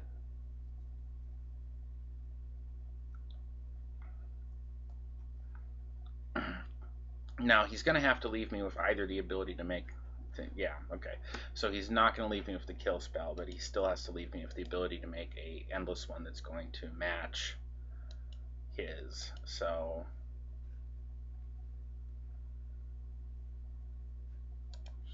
Reef. So we have 4/4 endless one here. Also play that.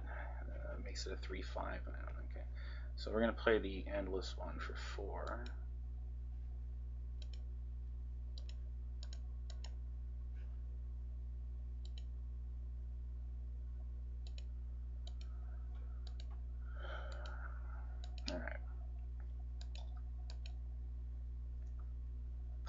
It was weird. Oh, has he got another one? Wow. Guys, I gotta tell you, that was a hell of a mold of 4. Certainly makes me think that, yeah, certainly makes me think I can be very aggressive. Alright.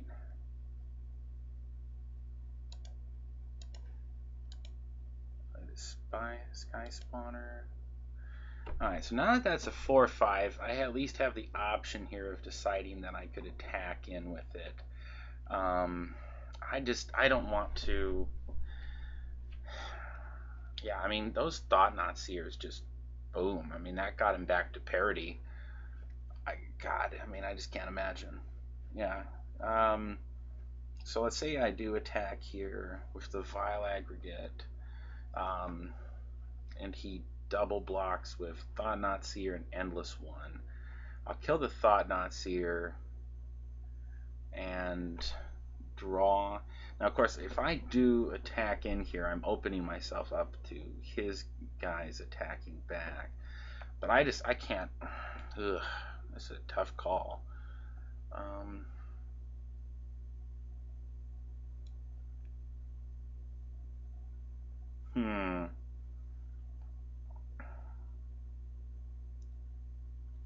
I mean, right now, yeah, because if he double blocks there, I kill the Thought-Knot Seer, but I'm going to draw a card off that. But I don't think he would block. I don't think I would if I was him. I would wait, and then I would probably just attack back on my turn, make me block with this Endless One, and, well, nah, he's not going to. Either way, I get a card off it. I'm going to do it. I'm going to swing it.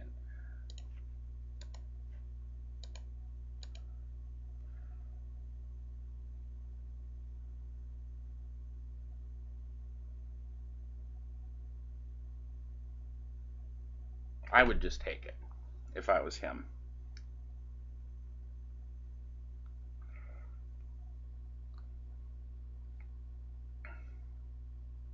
The only thing I'm figuring here is that if he swings back in, I can block and trade with the Endless One. I'll get a card off it.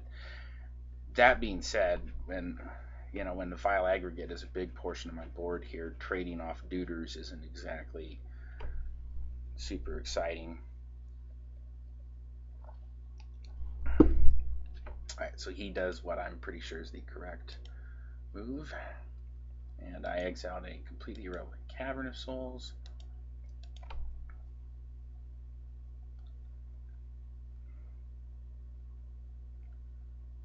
You have got to hand it to this guy. I mean, wow.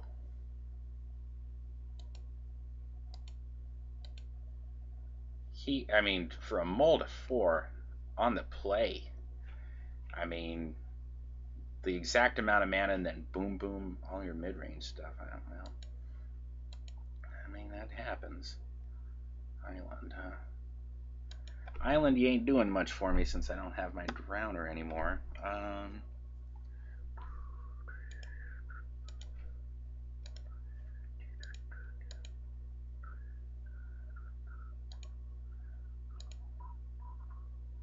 Island. Alright.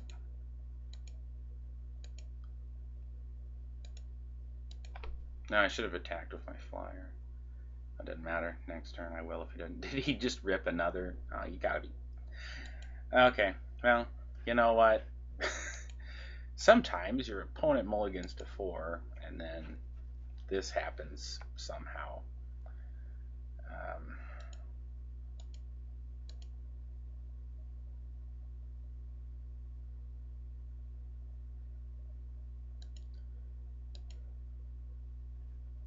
Double gut shot. Do I do I have an out to steal this here? No, because that damn thing is a 5/5. It can't attack with anything. It's the stinking flyer.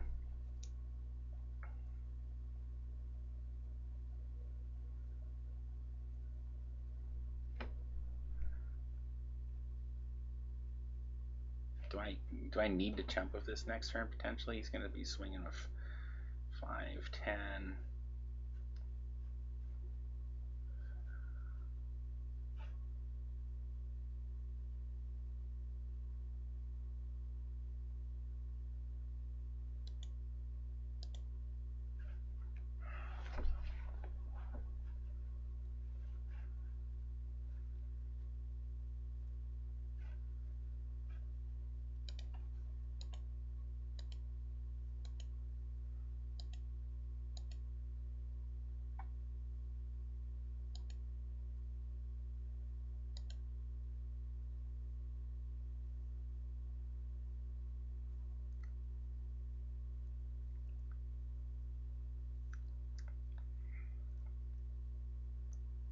Alright, well I can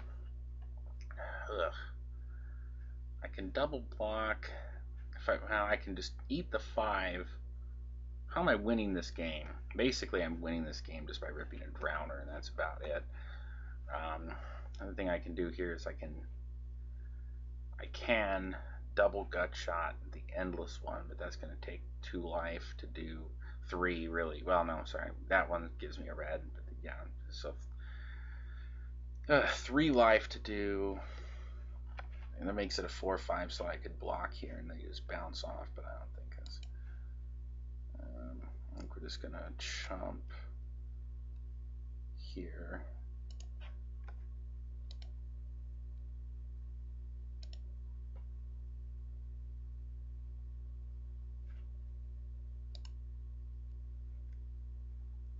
How did he win? That was a 5/5. Was it 6 or something? What happened there? I'm not sure what happened. Does that thing have trample? It does have trample. Oh my god. Yeah, that's right. Okay, see, again, I'm working out these stupid kinks so that you don't have to. Alright, we're sticking with this.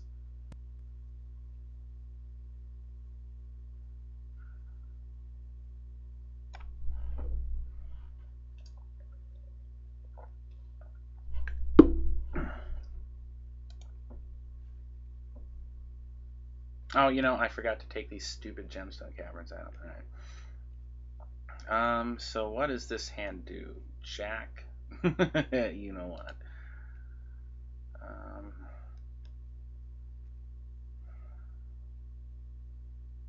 Well, this is kind of garbage as well. Certainly not very aggressive. Really kind of depends on whether he kept in any of the stuff that the gut shot's going to be good at. Maybe they're boarding their mimics out and their 3/1s. If he had the same thought I did, that they were bad in the mirror, then it probably isn't right to bring in the gut shot.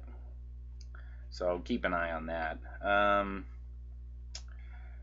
I mean, this is fine if I get to a Sol land of some sort, but it's not exciting. I don't know. I'm going to keep it. Ruination Guide, huh? Do I want that? Can't really cast it right now. I'll be able to cast it.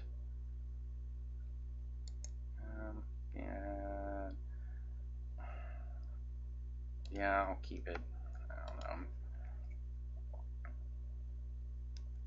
Alright, first turn is just going to be fetching Steam Vents, end of turn.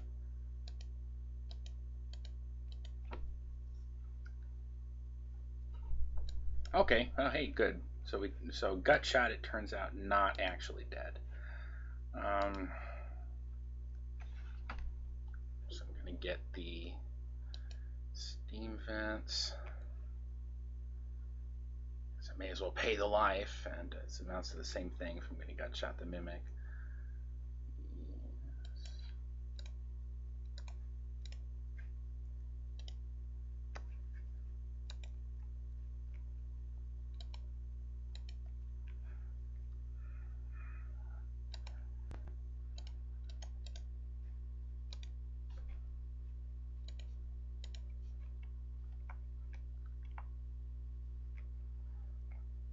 Alright, well, if I can get to where I can cast the Thought-Knot Seer, I might still be able to get my way out of... Oh, Jesus. Yeah. Alright, so he just took the removal spell. Hey, look at that. That's a rip, kids. Eldrazi Temple.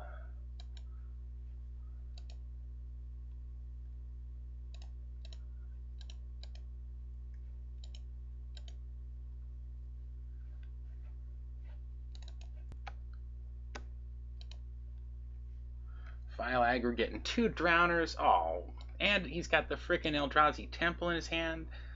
Okay, so what is he doing next turn? He can't run the Drowner out without playing the Tarn, so he's going to have...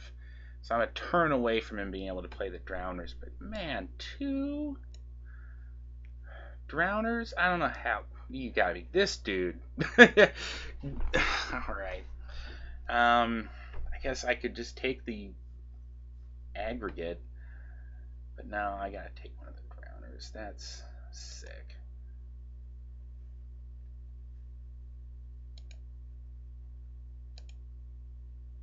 Alright.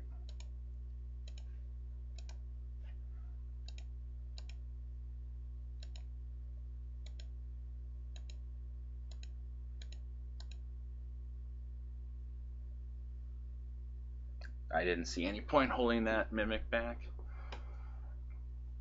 Alright, so he's gonna play the... Oh. Hey, you know, yeah, so really the answer here is to playing this mirror is to mold a 4 and then draw nothing but your best 5 mana spells that you managed to cast. That's the moral of this story, is that I don't need to play this one out. I'll see you in a moment. Hey everybody, it's Chris, MTGO's RexDart. We're going to wrap up our coverage of the Blue-Red Eldrazi deck.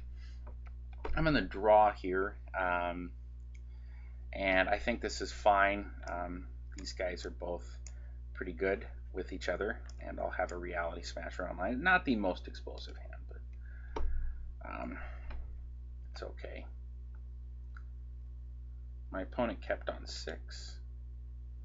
And we'll see if we have yet another mirror. It's possible.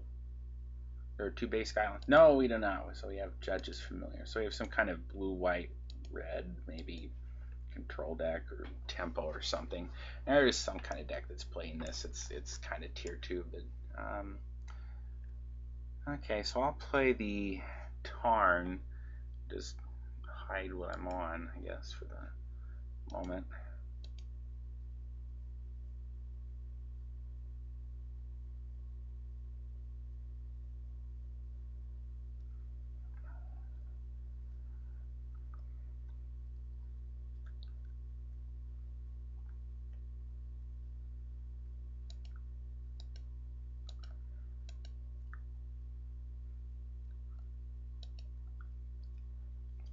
Sleight of Hand, alright. Could be some kind of mono blue control deck.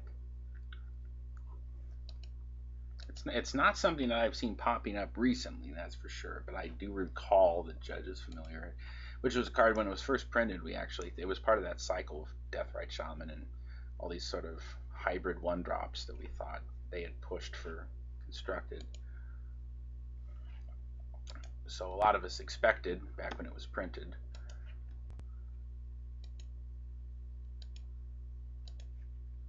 it to see play, and eventually it did. Not in Standard, however. Alright, so we're going to play the Eye of Ugin and for that guy, I think.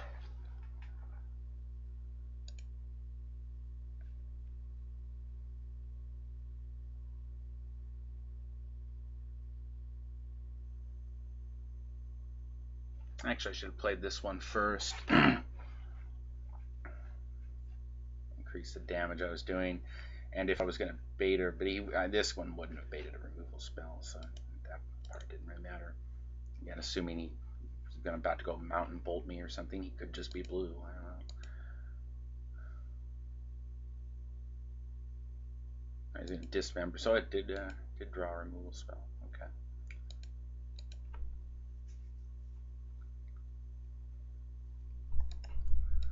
He's probably going to wish he had held that dismember. Now he could just be rocking like counterspell here. No, he's a ninja deck. Oh, this is that stupid. Well, sorry, like one of these like Travis Wu budget deck things. Okay, I'm not saying that it's not going to potentially beat me. It very well may, but yeah. So this is fringy, but you know, if you play this deck a lot, I know there are people who've played a lot of this kind of thing, and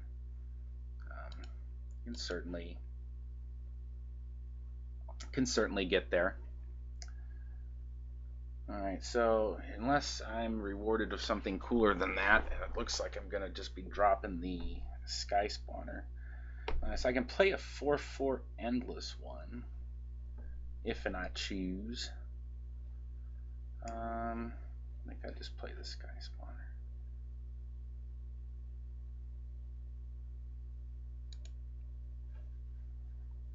I'd rather have that. Oh, sorry, undo. Don't really need that. Again. So blue Spawner. And I can still play a 3/3 Endless one. I suppose I may as well.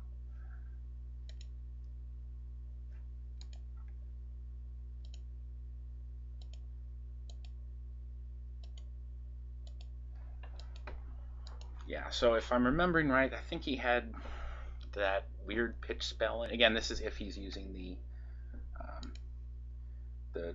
Travis Wu style list,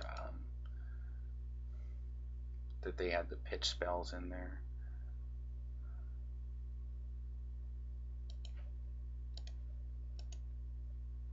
I can trade there. I can chump with the Scion just so he doesn't get another ninjutsu off of this. I don't really want him to draw a card. I think I'll chump.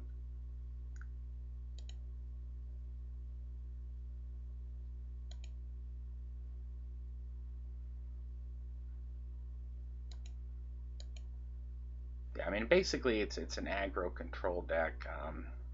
The idea of which is to get something cheap down, and then you're trying to, you know, you have your Ophidians, and you're trying to draw cards and basically protect what you have down, and then you have counter magic, so he could just have actual honest to god counter spell or mana leak. I assume whatever I cast this turn is getting countered. So I want to make sure that I get. Okay, here we go.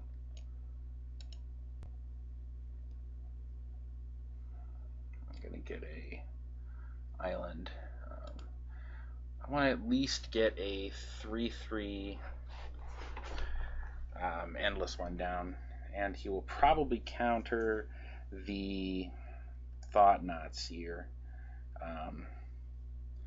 The other thing, I guess I could try to bait the counter with a 3/3 endless one, but he will almost certainly not fall for that. Well, I suppose we can see.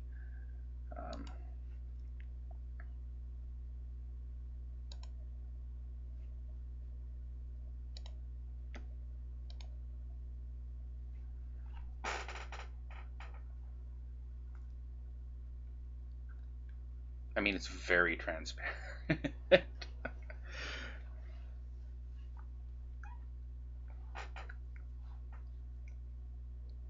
Unless this is 2010, he thinks I'm playing around Rune Snag. Yeah. And I guess I'm gonna play into this, but I kind of have to.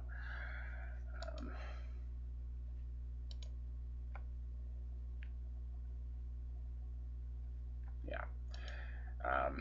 Again, I had the option there to not, but my concern was if he just has Vapor Snag for the endless one. And again, I needed him to spend through that. if at some point I get him to tap out, either of these guys are gonna do some work.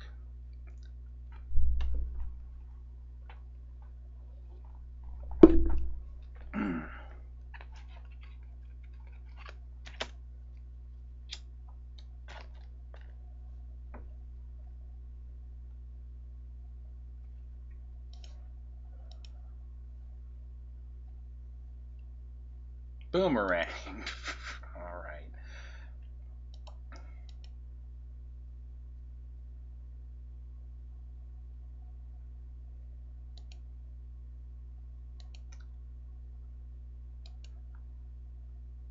Now I'm hoping he doesn't hit another land. That, well, too much to hope.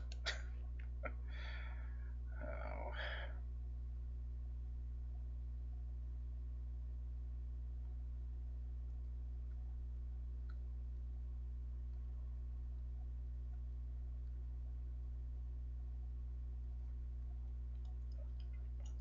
Cavern of Souls are certainly going to be good here. The good news for me is I can at least put down 2 guys.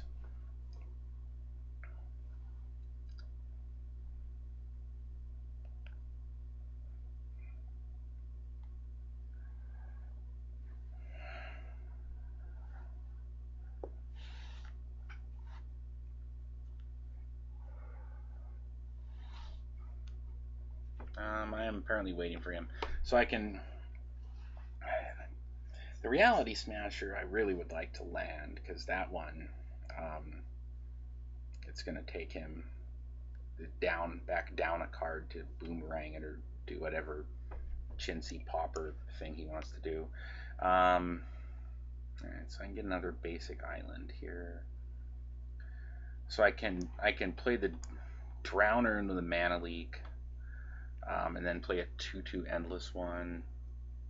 Or I can play Reality Smasher into the Mana Leak and then play the 3/3 Endless one and just hope that he doesn't have yet another Vapor Snag or Boomerang or a Snapcaster or blah blah blah. Yeah. Let's see, so I can play a 3. Yeah, okay.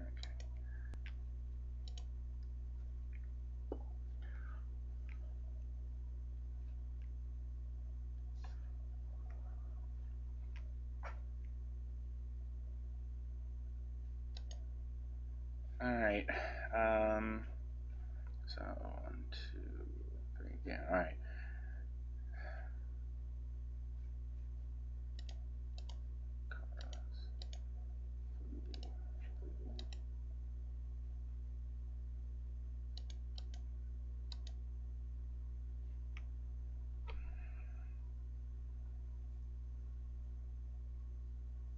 Oh my god, I can't believe that landed. Alright.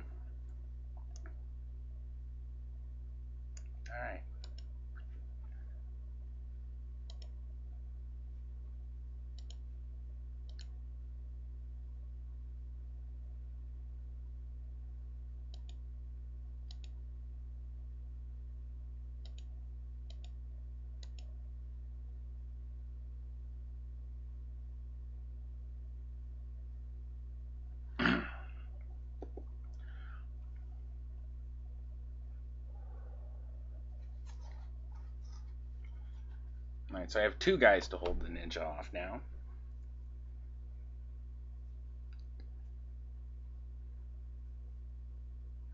And this one here, if he's going to deal with it from play and not with counterspell, is going to require him to go down a card.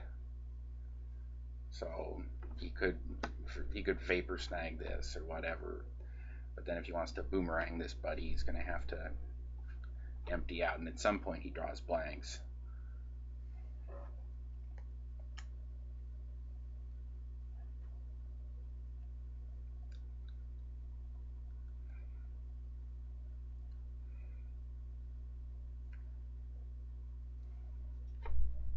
Okay, so he is going to boomerang the Endless one, end of turn, and then potentially spend the card to boomerang this as well. We'll find out. Or he does not. Or does he? He does not have. So, see, I have to think if he had counter magic, he would have countered this. So I don't know what the 2 cards in his hand are.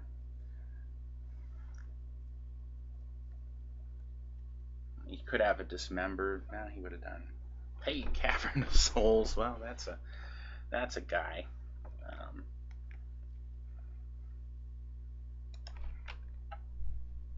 Eldrazi. Oops, sorry. Okay. So now I'm gonna play the Drowner. I'm gonna beat in first.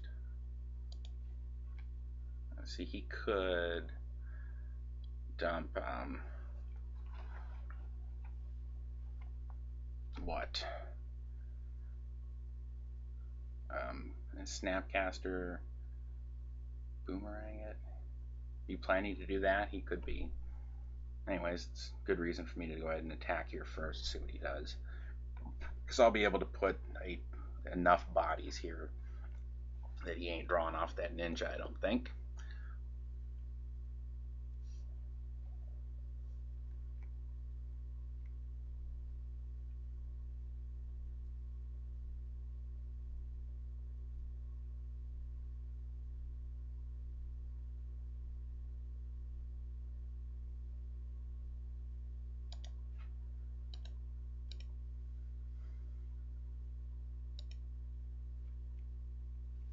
Okay.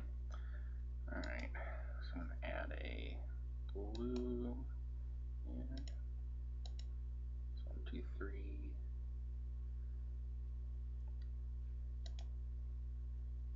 4.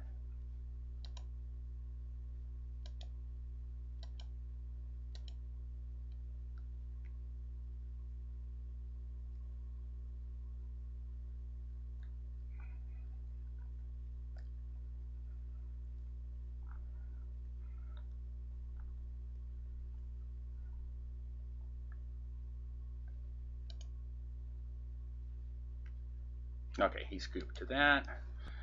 Alright, so what do I want for this? I think I probably want the gut shots, potentially these.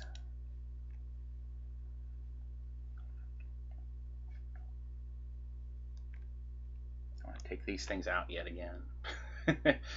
When I cast, it's a cast trigger. I suppose I can steal his duders. I think the drowners and all this other stuff is fine. So I have a lot to cut here if I do want to bring all this in. I'm not going to cut a cavern for that. Caverns. I want the uncounterability here. I'm on the draw. I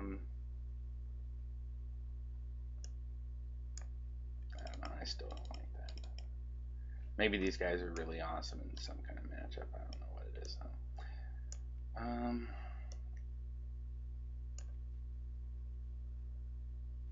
I feel like some of these expensive stuff I could probably cut back, given what he is doing here. I think I'll cut 2 drowners.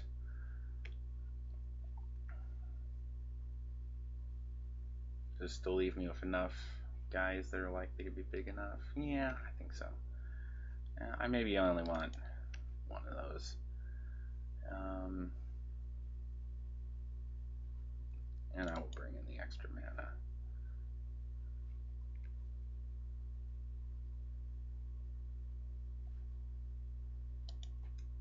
Okay.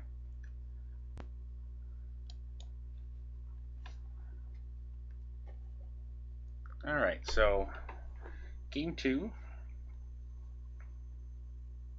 Yeah, again, the thing about his deck is that theoretically it should be quite good against mid-range, because it's the same sort of Delver principle. Get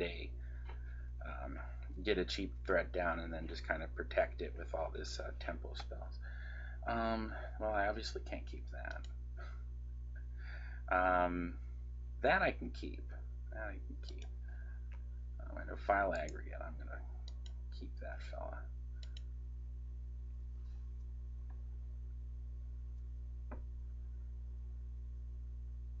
Judge is familiar. Alright, so he probably going to get himself a ninja down next turn, would be my guess.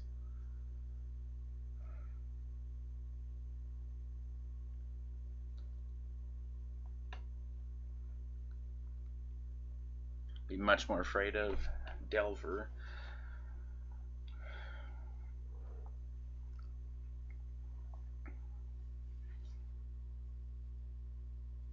Again, they play, or at least Travis Wu's version did, played those that Disrupting Shoal pitch spell, where you pitch a card of a converted mana cost to counter a card of that converted mana cost. And while there are certainly a few things in here that he would be able to get with that, I'd also have a lot of stuff that's going, 5 and 6 CMC, so that not particularly effective. So I'm going turn 1 Eldrazi Mimic. Again, his deck can play that kind of thing because of his Ophidian effects, to keep him ahead of cards. I mean, for the same reason that the original Ophidian deck could play Forbid, the counter spell with the discard 2 cards buyback.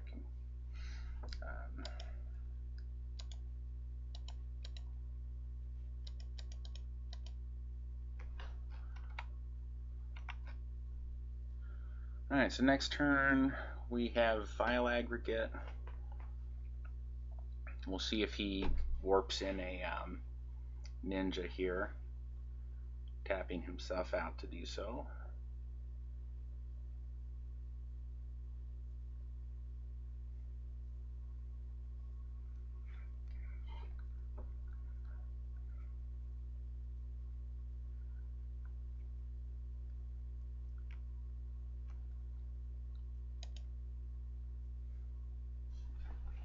And he does.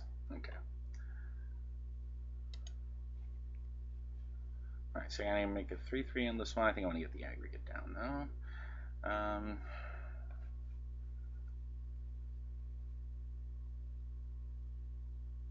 Sheep and Reef.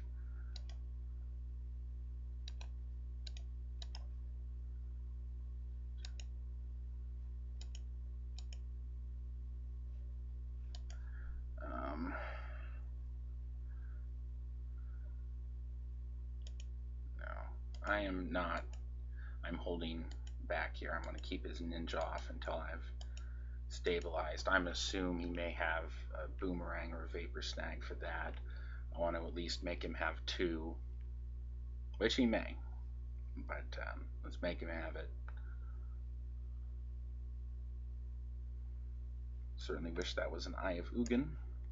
You can see, if you're thinking ahead 3 or 4 months, how they could possibly ban Eye of Ugin to weaken the deck but not kill it, since Eldrazi Temple is still quite good in this, but if that was an Eye of Ugin, I could have dropped a 2/2 Endless one as well, and this dude for free, and I would be, I don't know how he's coming back from that. So it's still good with this, but it's not perhaps as busted as it is with the Eye. Again, we're way too early to be saying for sure that they're going to do something like that. I'm just kind of throwing it out because it did get 75% of a top 8, which is the kind of numbers that you don't see outside of, Affinity. Okay, so he did have 2. Again, that's fine. I considered that was a possibility.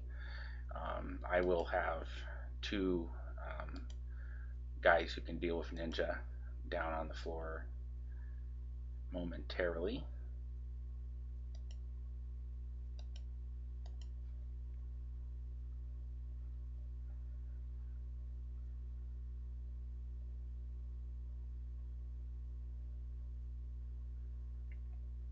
But yeah, I mean, when you're talking 6 out of 8, you're talking,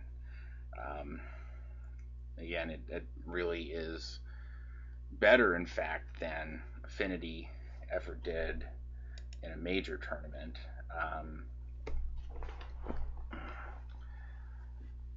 So think I'll just do a Mimic and then a 2/2 Endless one, or I could just do a couple of Mimics here. Let's call this Mimic. Colorless, Mimic.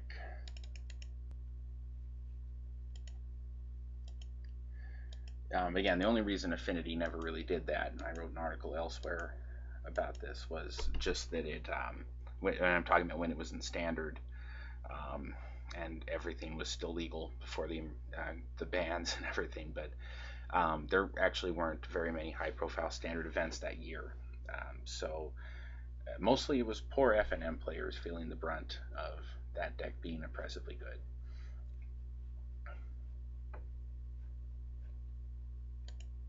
Alright, so he's going to peek. That's a choice. It seems like Git Probe would be a little better, but I'll peek away, sir.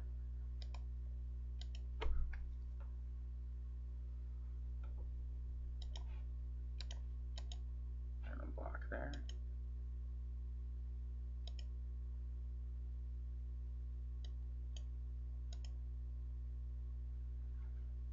Okay.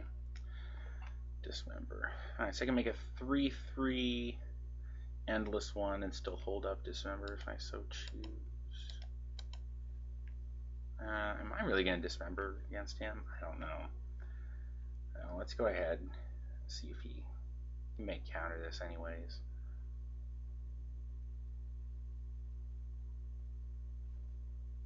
Yeah, I mean, I'm okay. Yeah, that's, you know what? It's getting countered. It doesn't matter anyway. So.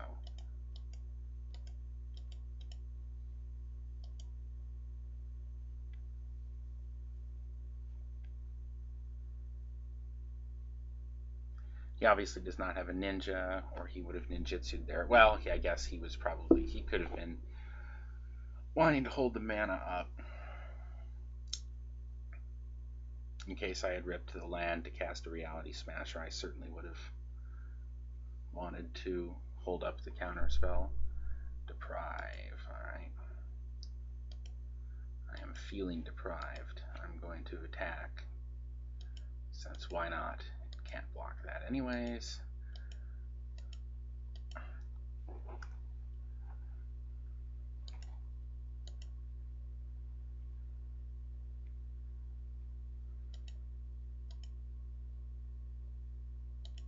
Okay. He's going to Pestermite me on my upkeep, huh? Okay. Assume he's going to tap down the Eldrazi Temple. Yes, that makes sense.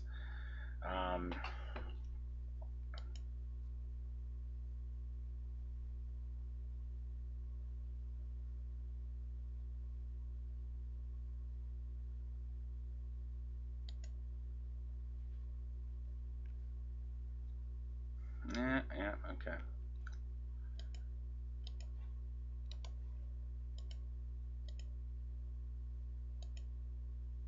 Alright.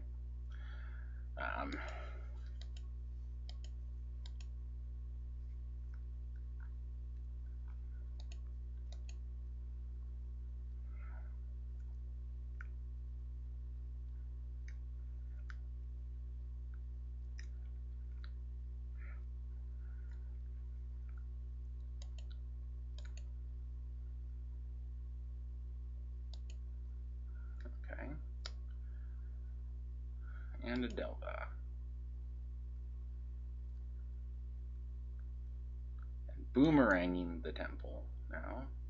Interesting. Okay, and I guess it makes sure I can't cast the Reality Smashers.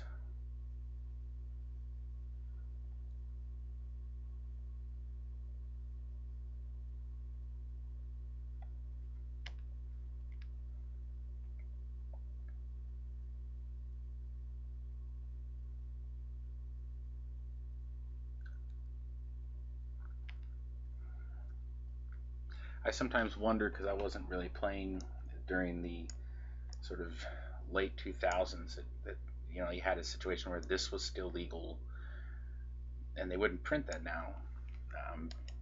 It would say non-land, but Oh, whether there were people who really just couldn't take it. Let's see. Well, I guess we'll see if the format-enthusiast is going to resolve. But like I say, they won't print that kind of effect now, and you're thinking, well, was it because, I mean, was it actually that good that you could return a land on your turn too? I don't know.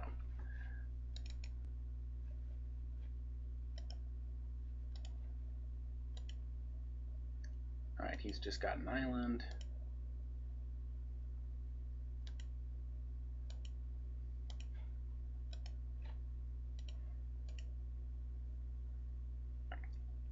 And I can certainly imagine some kitchen table players thinking that was frustrating. Alright, we'll see if he gets the flip. He does not. Okay.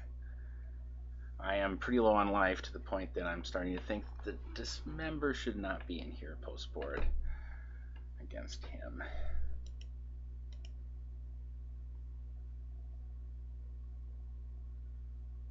Alright. So 1, 2, 3, 4, 5, 6 is what he's threatening.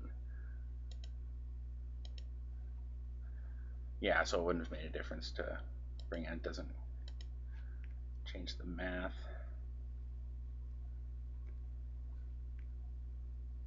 Alright, well I can make a Ruination Guide if I want to go to 7. Ugh. Yeah, okay. Colorless Ruination Guide.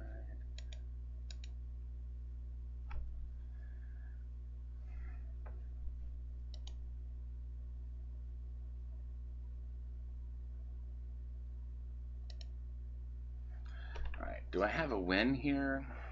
I can go to 3. That's really risky. But I could go to 3 with a Dismember,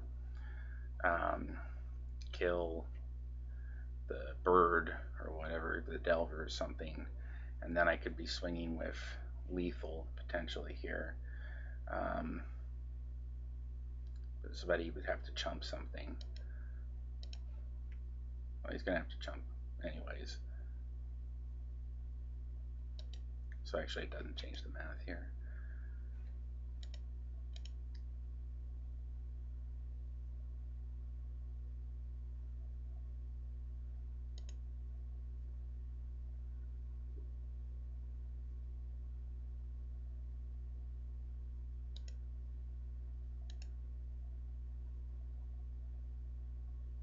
Alright, so I think a lot depends on, I don't know what that one card in his hand is, but clearly it wasn't a counter spell. Does he get the blind flip? He does. Alright, so he can put me to 2. He's going to cantrip.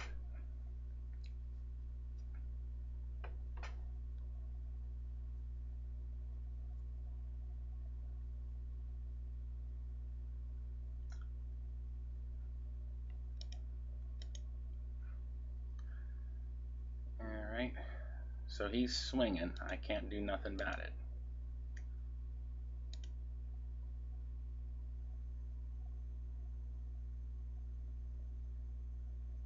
Alright, and that's it. He's grouped. Okay.